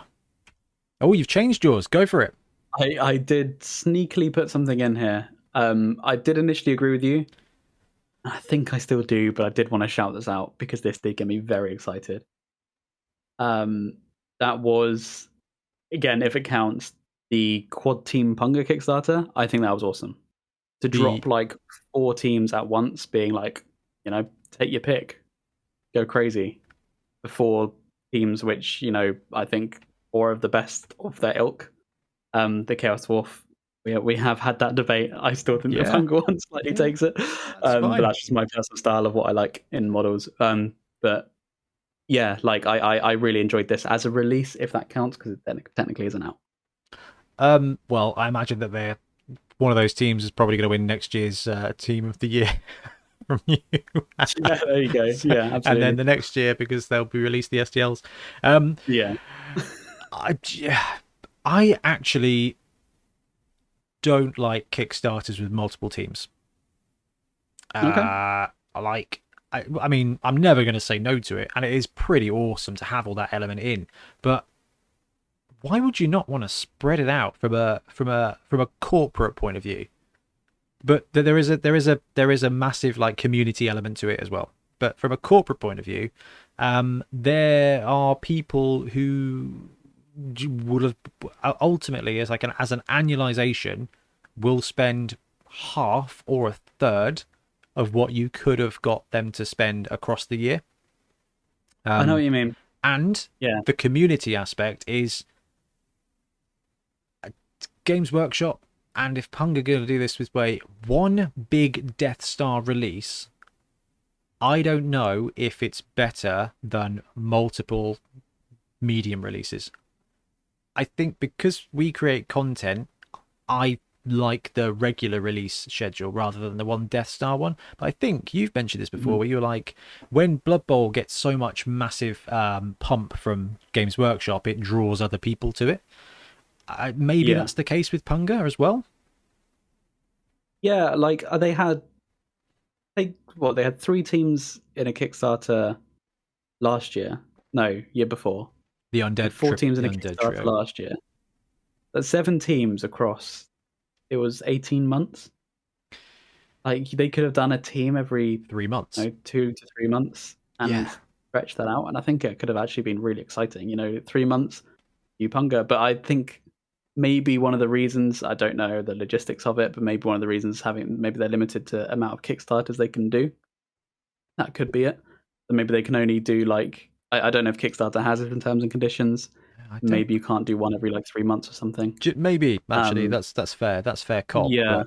But, I don't know. It just they could retail them. I know that has other legit retail. If this Kickstarter, if the Norse Kickstarter was landing January, I'd back it. But it landed at the same time as all of the Khorne stuff and the Grebo stuff, and I was like, I cannot justify another £200 on Blood Bowl. Not even me. Like I'm mad on it, but right now, like it feels like a bit of a miss. It feels like that big thing happened, but it also happened at the same time as Grebo's and the same time as Games Workshop's big push, and it just feels like there is a funnel. Like you can get people to pay £30 a month for a hobby. You can't always get them to spend £300 in one go. Yes. And ultimately that's, a little bit better. And then we get more content and the game feels more alive. That's how I want Games Workshop to do it. And with the third parties, actually, it's in their best interest to do it however they want. But there will be people who bought one team who would have bought all of those teams across the year. Yeah, that is a very fair point. Because they're like, oh, which one do I want? I want both. Oh, I can't afford both, so I'll just go for this team. And actually, I'm left a bit baffled by it. I'm like, I don't understand that one. But hey, they did brilliantly well. It was a massive Kickstarter. And I guess there is a marketing aspect of like, this is a huge successful Kickstarter because it was 4 in 1. So fiscally, it might be fine. And if they're only ordering to order, then actually it probably doesn't matter too much. It'll be interesting to know. Yeah. Anyway, my pick for release of the year was, unsurprisingly, Dungeon Bowl. Like, I've got to give an honorable mention to Death Zone, because Death Zone, the book, was so much fun. Like, that was just dripping with just stuff that's fun. Like, so good. We had giants, we got cool wizards, we got everything. Like, it's really, really, really great. And then we just got Dungeon Bowl. We got everything that we basically wanted from Games Workshop this year. We got giants back, sevens proper, Dungeon Bowl proper. Like, they Games Workshopped it and didn't do it quite how we'd want it, but we're consumers. Nothing will ever be what we want because everybody wants slightly different. But it's been awesome fun to play. It's great to see it back. I am 100% aware that it's going to be some garbage limited release and people aren't going to be able to get it and it's going to fade away and just exist in the background. And you know what? That's fine because that's where it was anyway and it was still cool. Now there's hope. I loved it. Some of the stuff, it's fine. But it was just... I think you and I went into this year, and I think this is the thing I was like, I'd love to see Dungeon Bowl. Like, I'd really love to see Dungeon Bowl. And boom, we got Dungeon Bowl, and it's been really great fun. Yeah, it's really fun. I was really impressed by it. So you loved it. You were probably really... I did. I want it to go. I want to do more with it. I want to see League Dungeon Bowl. So... I'm excited to see where it goes. I hope it's not just something that's kind of like fire and forgotten. You never know with Games Workshop. They might do nothing. They may just do nothing with it and then next September release an expansion for it. Just give us a roadmap for goodness sake. However, I feel like we're kind of straying into predictions and desires for 2022. So we're going to take a quick break and be right back.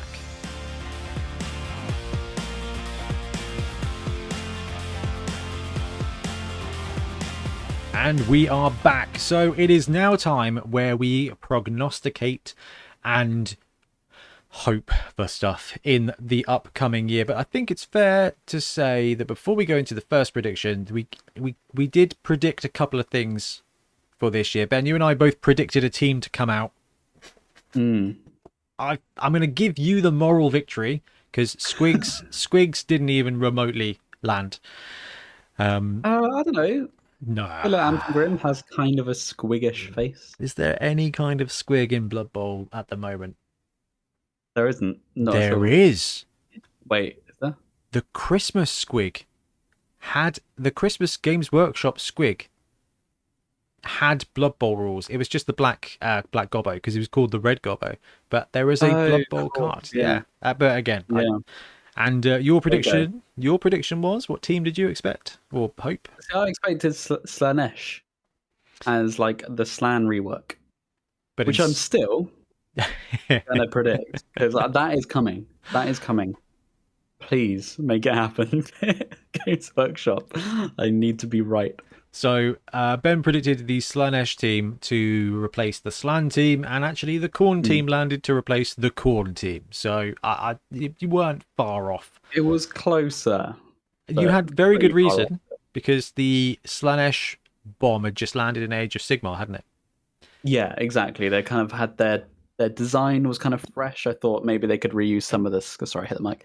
Maybe they could reuse some of the sculpting there.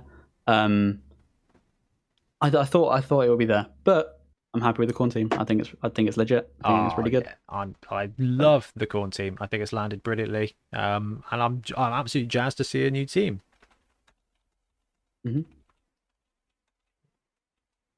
Tiff should have finished work like half an hour ago. And she hasn't come home yet. Hope her car hasn't broken down again. Anyway, cool. So that leads us on to the very first prediction. Ben, teams for this year. What do you predict we're going to see? What do you expect to see? Not what you hope for, although they may be the same thing. Okay, outside of this, because that is also a hope and a prediction. I think we are going to see some high elf rework. Yeah, high elves seem number one. Seem pretty likely. It feels likely with the tier adjustment, and quite a few people actually flagged that the team of Heavens, the College of Heavens, was a bit light, and the high elves would slip nicely into there. They would. So okay, let's go for an over under. How many teams of Legend do you think we'll see released this year? High elves, Chaos Dwarf, max. I don't think we'd see any more than that, but those are the two I think most likely. Chaos Dwarves, High Elves, so 2. Yeah. Okay. All right. How many teams do you think they'll release this year? 2. 2. Ooh, that is a low ball. And so 2 to 3, and it will be. That's what I mean. It's either going to be. That's why it's 2 max of Teams of Legend, because it'll either be both of those or one and another. I really don't think we'll see more. After last year, where we only had the one, I think a little bit. Yeah, I'm with you. I think we'll see 3 teams this year. I'd like 4. Okay. They said they wanted 4, and I mean, what have we seen in the last 5 teams? Brand new, slightly changed out of the last 5. So I don't know, man. I think she went looking for petrol, and it was unsuccessful. That's concerning. Great. Run out of petrol again in the local area. What is going on? Fortunately, I've seen Mad Max. That's why I'm paying that big red. Yeah, there we go. The Bonehead Mobile. 2 teams of Legend and 1 special team. 1 new team. I could probably see that. I could probably see that. But you think? I think I'm being cynical and pessimistic with the 2. I'm being safe with the 2. 3 would be ideal. What do you want to be? I could see 1 new team and 1 team of Legend, and that being it. You know. Do you reckon Slash should be the new team? Oh gosh, no. Oh, okay, fine. No, okay, no, never going to see a Slanesh team. That's not fair. We will. I just don't think this year. So, okay. High Elves, I think it just feels there. It feels time for High Elves, which is a weird thing to say, but I don't know, and probably means absolutely nothing because I was pretty sure that Chaos Dwarves were going to come out when the Khorne team came out. So you reckon High Elves, Chaos Dwarves, probably, and then maybe a Slanesh team? Yeah, I reckon that would be my prediction. That's pretty solid. I am going to say we will see another stunty team this year. Another? Okay. And I know that I'm kind of like pitching for squigs again, but I think Games Workshop are comfortable introducing medium to not good teams. It's new territory. And to be fair, there's a lot they could do. They could have a Chaos stunty team. They could have a different halfling team. Like they could have the squig team. Like there's a lot of space there they could go into without actually having to do much work. Yeah. I mean, some kind of Minotaur Goblin hybrid team. Like the goblins are herding the Minotaurs. This is what they do now. Like, that'd be sweet. I'd be well up for that. Like, it's cool. You know what? With a squig team, that could be an interesting design space where it could be a stunty team, but it could be like a strength 3, strength 4 stunty team. They have stunty but high strength. But then maybe the drawback is, their ball handling is pretty limited because they are squigs. So in terms of actually playing the ball, they really struggle. Kind of like Henry, he's like quite a powerhouse of a team, but struggles with the ball aspect. But it doesn't really matter if the entire team is dead. I think that could kind of be the squigs outlet, but you've got that kind of high strength stunty aspect of it. I think I think it's not something that's going to run away with the game. What we've seen is that things that can handle the ball and have good strength, Hackflem, Griff, like they can just dominate the game. But actually, teams that are good at one or the other, Wood Elves are taking a bit of a hooning because then they can't really fight for toffee. So yeah, I'm expecting to see another stunty team. That is going to be my solid prediction, is that we will have another stunty team this year. I'd like it to be squigs. It makes sense for it to be squigs, but there's a ton of other stuff they could do. They could have a tree man team with flipping squirrels or forest spites or something. Like, there's just so much that they could do. They've talked about dryad teams. I'm going to be so annoyed. If it's what? If it's Tzeentch, I'm going to be so annoyed. Tzeentch would be on great. Slanesh, and if I get the wrong god again, yeah. I'll be happy that it's there, but I'll be glad I'm wrong. Yeah, no, there's that. So I'm going to predict stunty team for this year. I'd like it to be squigs. Okay, let's put a bet on, Ben. Chaos team landing this year. Whoever loses has to do 24-hour hobby stream. Oh, okay, cool. Yeah, I like that. So Slanesh or Tzeentch, I'll let you choose. Oh, Slanesh. Okay, well, Tzeentch. I like it. Okay. Whoever loses gets 24 hobby stream. The other one can chime in at reasonable hours whenever they want and mock them. I like that. Okay. Can I also get in there that if they do release a squig team, you have to do a 24-hour hobby stream? Yeah, okay, go for it, because I'm more likely to do it out for fun anyway. So yeah, I like that. I like that a lot. Cool. So teams, squigs, I do it. Slanesh, you're doing it. Yeah. Do you want to take another pick? For teams, yeah. For me to, then I've got two. I got two choices. You get two choices. It only seems fair. Okay. The only 2 teams get released this year. Ooh. So I'm going to be doing only 2? A Christmas hobby stream. What do I have to paint? What do I have to paint, or just a team of your choice? The inevitable Slanesh team. Going to be that team regardless. All right, I like it. Okay. Next prediction, expansion. What do you think we will see expansion-wise, not a team, if anything, for Blood Bowl this year? That's Blood Bowl 3 count? I think that's optimistic. Well, I don't know.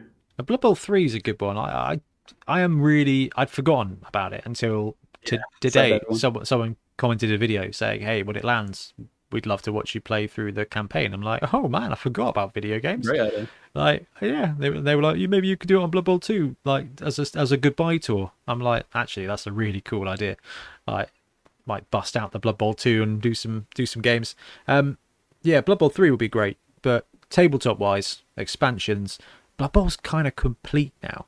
The only things that are missing would be Death Bowl, which is the 4-player version. Yeah. Street Bowl, which is fine. Sevens is significantly better than Street Bowl. Otherwise, I don't know, like a bunch of other stuff. Could it be a Death Zone 2? Could it be a Dungeon Bowl expansion? They might bring Blitz Bowl to other regions that's not USA and Germany. That's still in my car. It's still in your car. Okay, it's still in my car.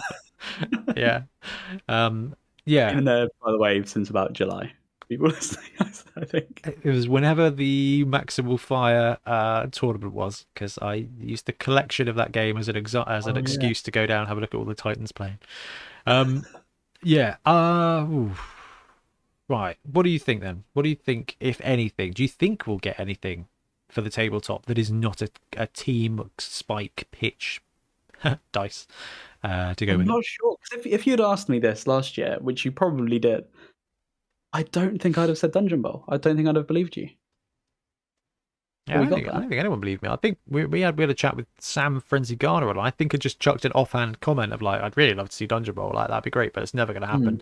And then boom, it landed.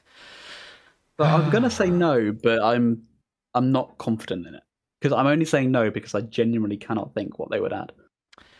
And that's it. This is we are now into uncharted territories with Blood Bowl, and I am not even slightly fearful. I am now just pure excited, because for sure. These guys are great at coming up with brand new stuff.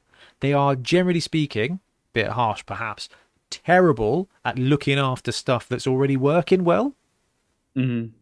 Great at coming up with new stuff. It's not always balanced. It doesn't always make sense, but creatively, they're awesome.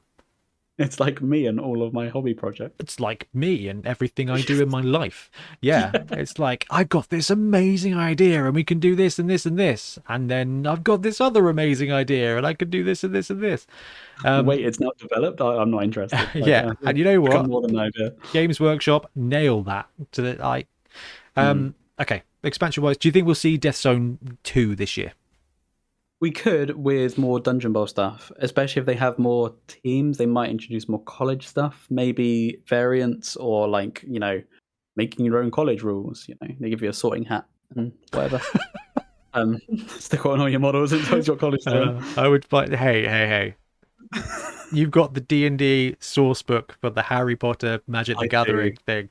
I know you'd play. It would be a sorting helmet anyway. Oh, yes. The sorting helm of... the enchanted sorting helm. Yeah, I mean, I guess from like a formulaic point of view, from like a business point of view, them dropping a Death Zone in April every year with stuff in, like, let's face it, Death Zone that released this year, none of it sees play. So whatever they put in there, none of it sees play. I mean, none of it's competitively used, because it's all just even fun. In our league, it's not used a lot, is it? Yeah, We've exactly. had a couple of occasions, people take random potions, I think. Yeah, but it's really cool. So actually, there's no reason they can't then go and do that. And this is why I'm so excited for it, because they have just got carte blanche now to do whatever the heck they want. And if you work for Games Workshop and you want some ideas, please come and talk to us, because we have got them all. And if this was my job now, if they were like, hey Ben, we want you to plan 2 Blood Bowl expansions every year, I would do it for the rest of my life, and we'd never do the same thing twice. So there's plenty of space to go. I do think we'll see a Death Zone. I have no idea what will be in it. It will be small. It will still cost the same amount of money, and I think that's what we'll see. I would love to see an expansion for Dungeon Bowl. I think you're probably right, Ben. I think a Death Zone with some Dungeon Bowl stuff in is potentially the way they'll go, and it might just be that actually it happens next November, and it's an annual thing like the Almanac was. Yeah, that makes sense. It's just like, hey, here's like the upgrade for this year, the upgrade for this year, and every year you pay £25 and get stuff. And you know what? That's cool. Do you think we'll see any other game modes land? I'm not sure. I'm not sure. Like if this book came out, then I think there'd be something in there. Something. I'm not sure what it would be. I don't think they're gonna do. Was it Death Bowl? Danger Bowl? Yeah. Death Bowl. I don't think they do that.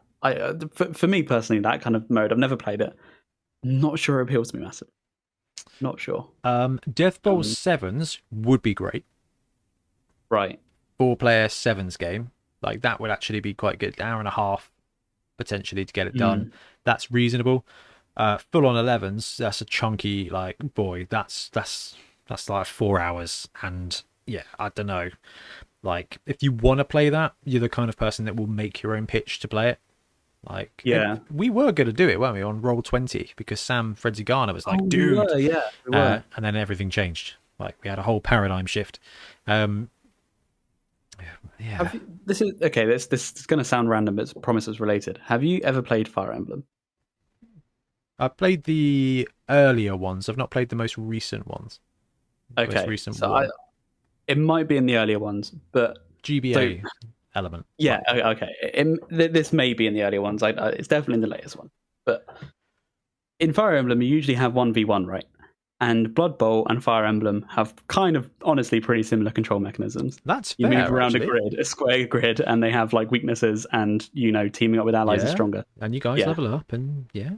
It's a strategy RPG. It's Blood Bowl is a JRPG, and then in the latest one, in Three Houses, it's really fun. And then you have the occasional battle where it's 1v1v1, and I get so stressed in those games when there are two opponents, even though they're fighting each other, just having like a whole nother level to think about.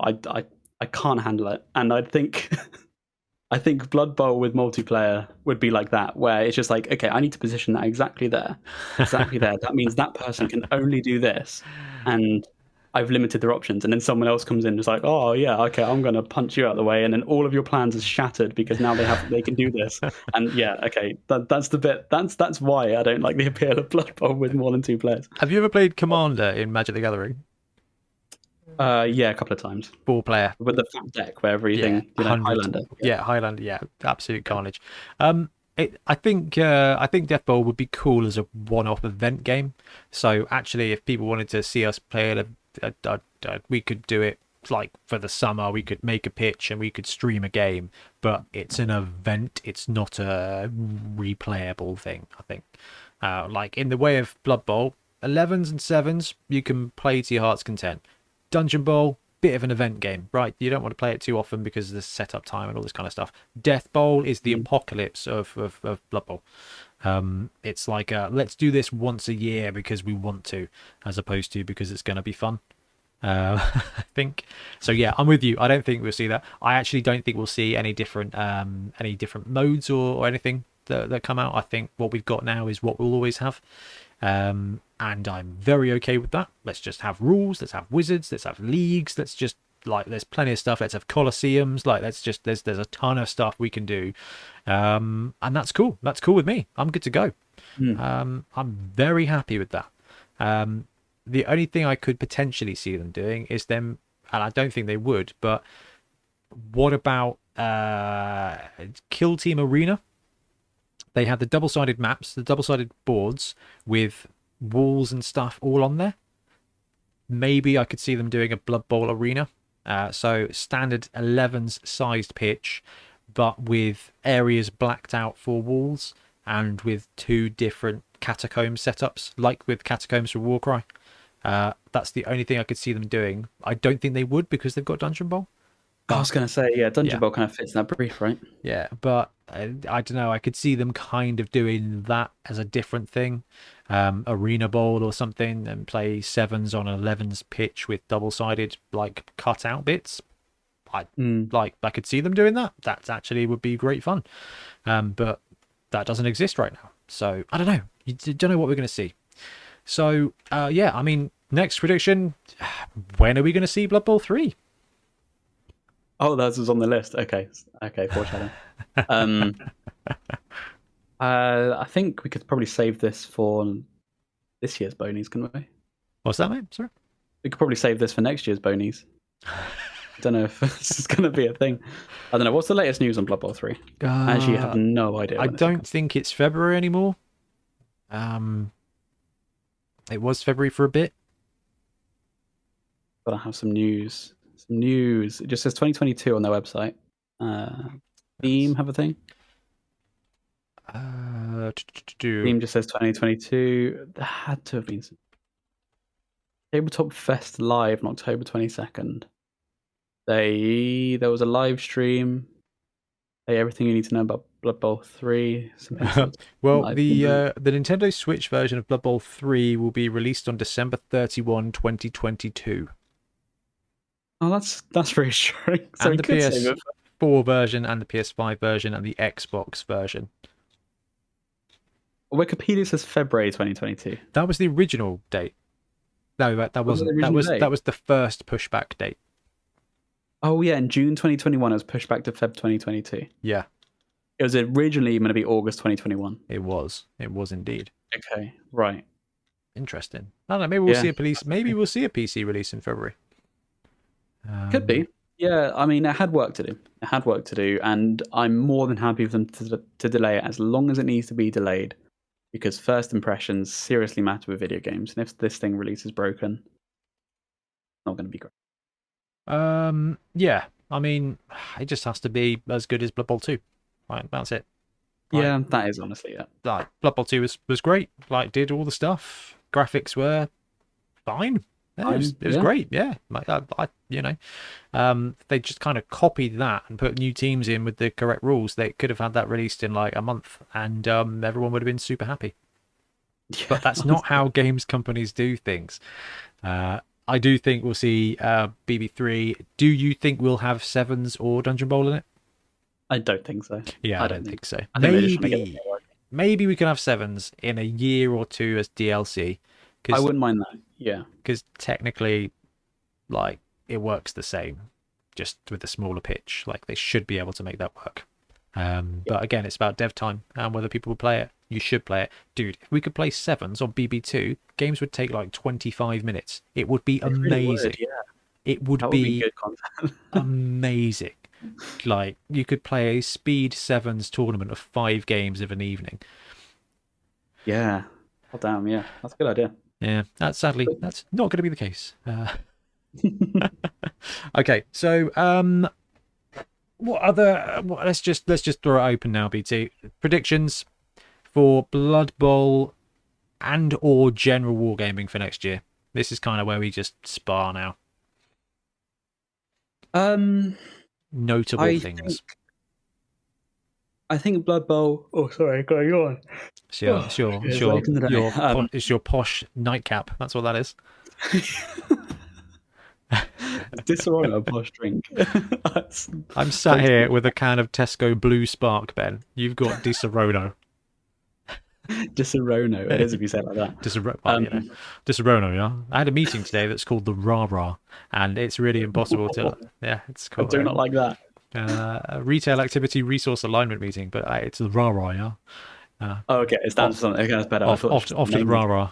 Off to the Rah-Rah. It was a good meeting. It only took 21 minutes. It was awesome. Anyway, yeah, Disaronno boy, what do you reckon? Yeah, I don't think it's going to be too crazy for Blood Bowl. I think everything we've predicted so far is optimistic, and I think if we get any of it, it's going to be good.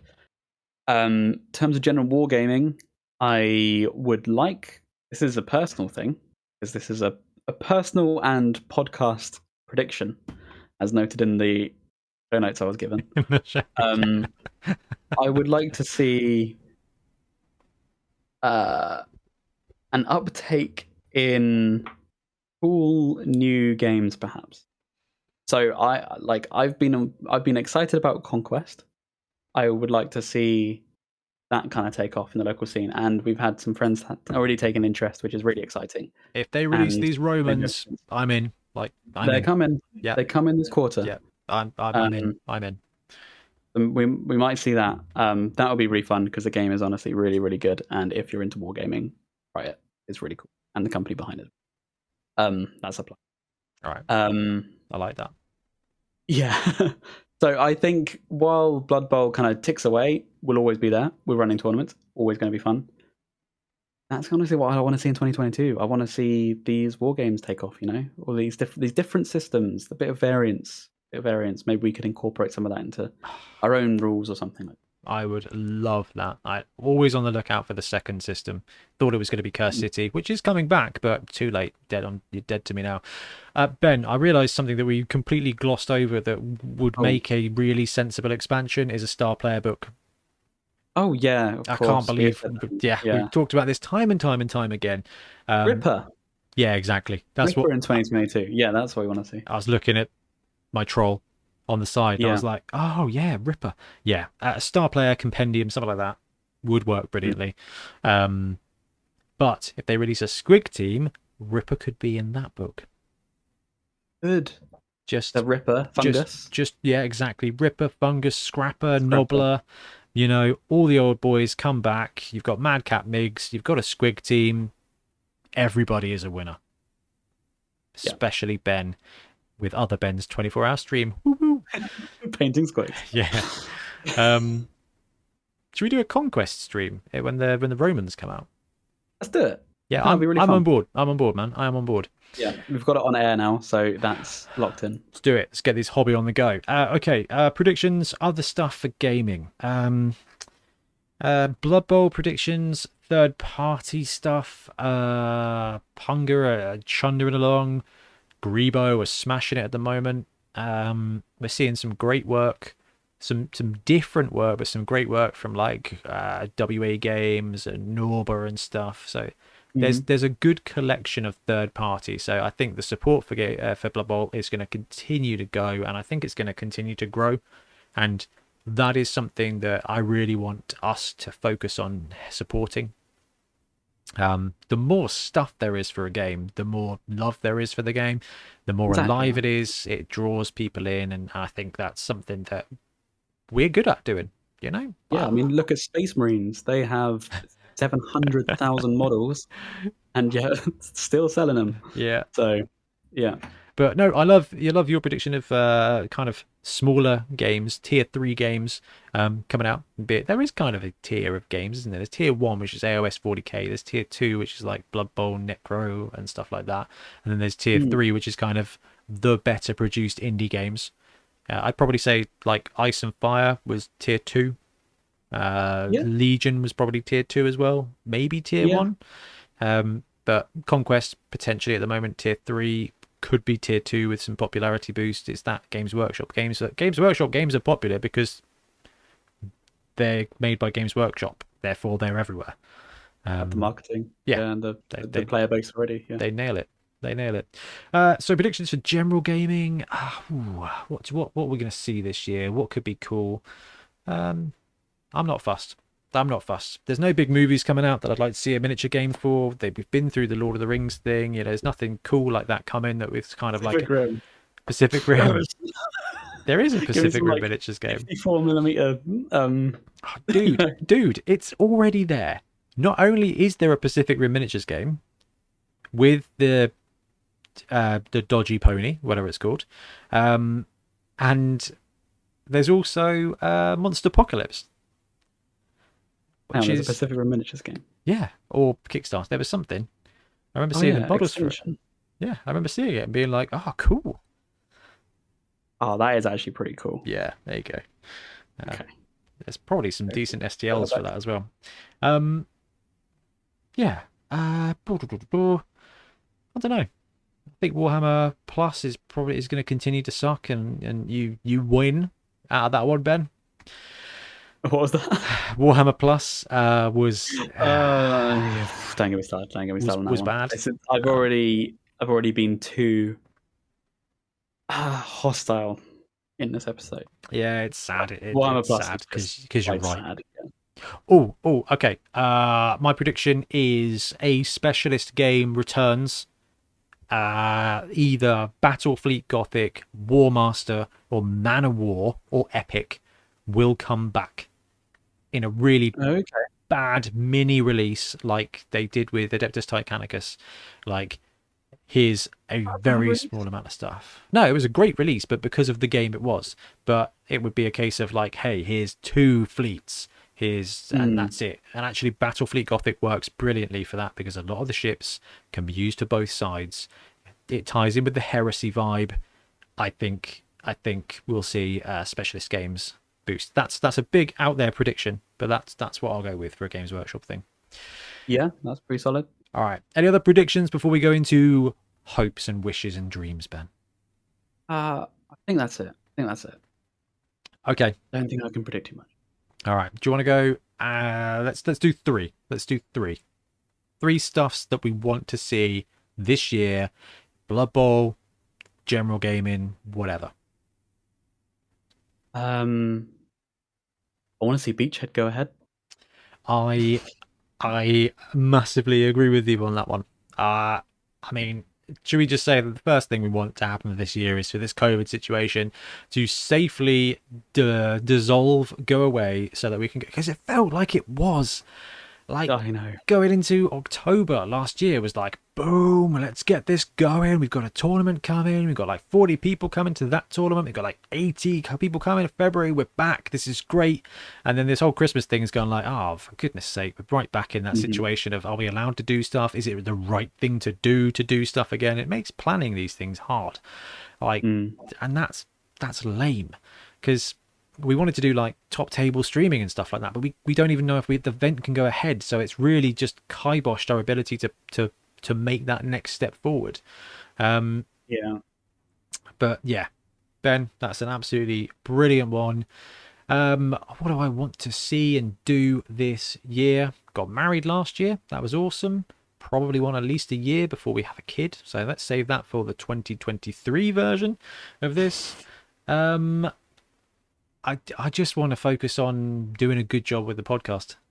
I'm so excited to finish up the Bonehead Championship when we can start doing some filming again. Hopefully, in the next couple of weeks, we can start, wrapping that up. I'm excited to go into the finals. We've got 2 regular season games to play, then the 3 final games, and I think we're pretty set on going into Dungeon Bowl after that, right, Ben? Oh yeah. Yeah. Well excited for that. Yeah. Well excited. That's going to be really good fun. And then probably sevens again. And then, I don't know, maybe we'll get into like an annual cycle.